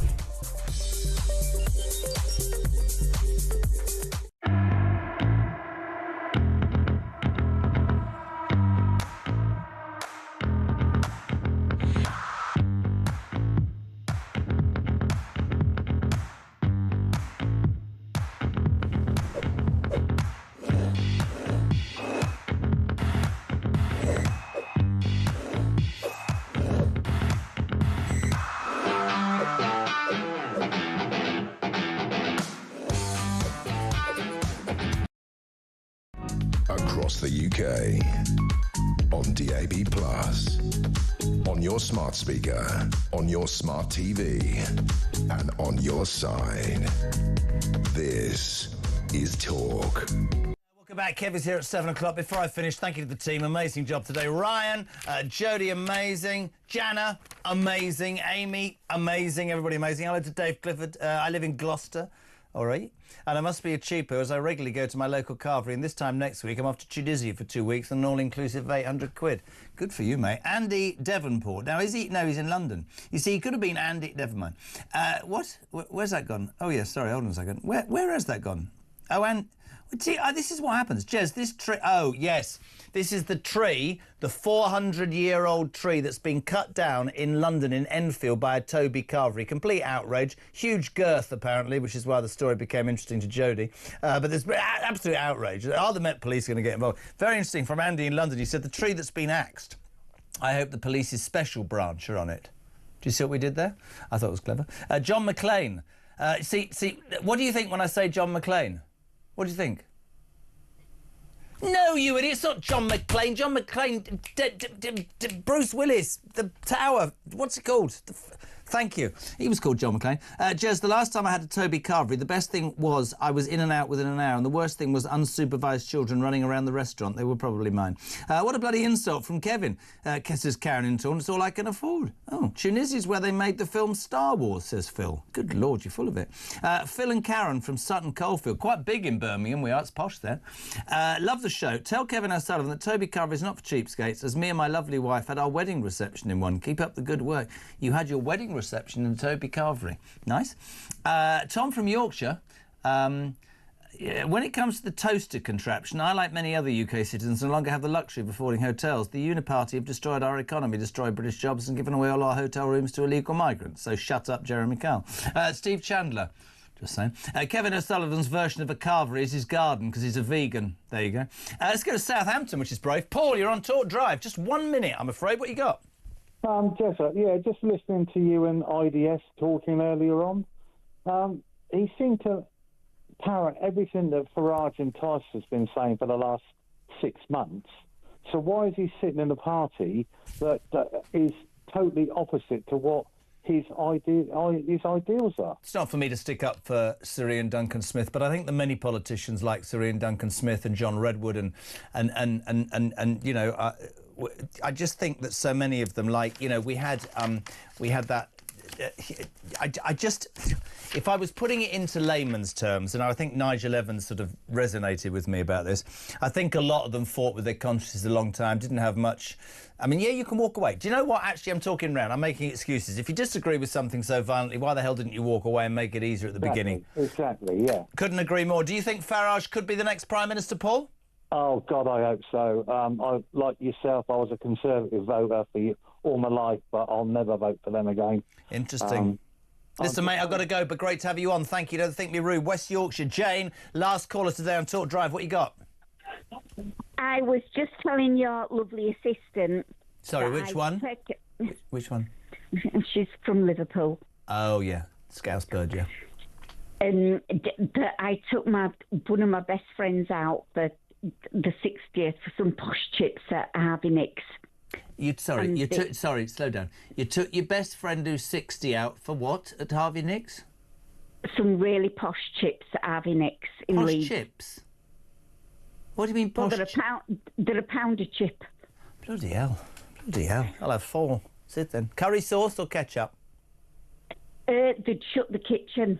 So we ended up in McDonald's. Cheapskate. With a burger each, but we ended up in Witherspoons. Oh. And the guy behind the bar saw me trying to steal my glass in my bag. And instead of getting mad with me, he brought me over another glass and just went, stick that one in as well. So don't ever diss the Witherspoons to me. Right. Anyway, I hope on your planet life continues to... Brilliant. I love you. Thank you so much indeed, Jane. Sorry, what? So she went to buy some posh chips, and they're a pound a chip, but the kitchen was closed. So she went to McDonald's where they had a burger each, and they ended up at Wetherspoons, where some bloke nicked a glass. Right, just warn him as he heads in. No, he's not going... Right, we are on air, Kevin. Kevin O'Sullivan, we are on air. That is the greatest clip ever. Yeah, I know. You've upset everybody who's ever gone to a Weatherspoons. It could have been so much worse. I know. God, if you lot knew the real Kevin O'Sullivan, he's actually right there. It's a great comeback because he's gone, all I said was it was for cheapos. I love you said, what did you lot do at 5:30? There was a spike. I don't know. I've no idea. Well, I know what it was, though. It was Trump and Chinese tariffs. So, So you're doing Trump and Chinese tariffs. Yeah, so we'll be leading on. Seriously, that's the first sentence I've ever got through without swearing. So a remarkable slice of luck. It is a remarkable slice of luck. Well done. At a minute, what you got? We have a massive exclusive. I'm serious. Okay, what you got? At 8 o'clock, Ray Connolly is coming on. He is the husband of Lucy Connolly, who is unfairly behind bars 2 years and 7 months for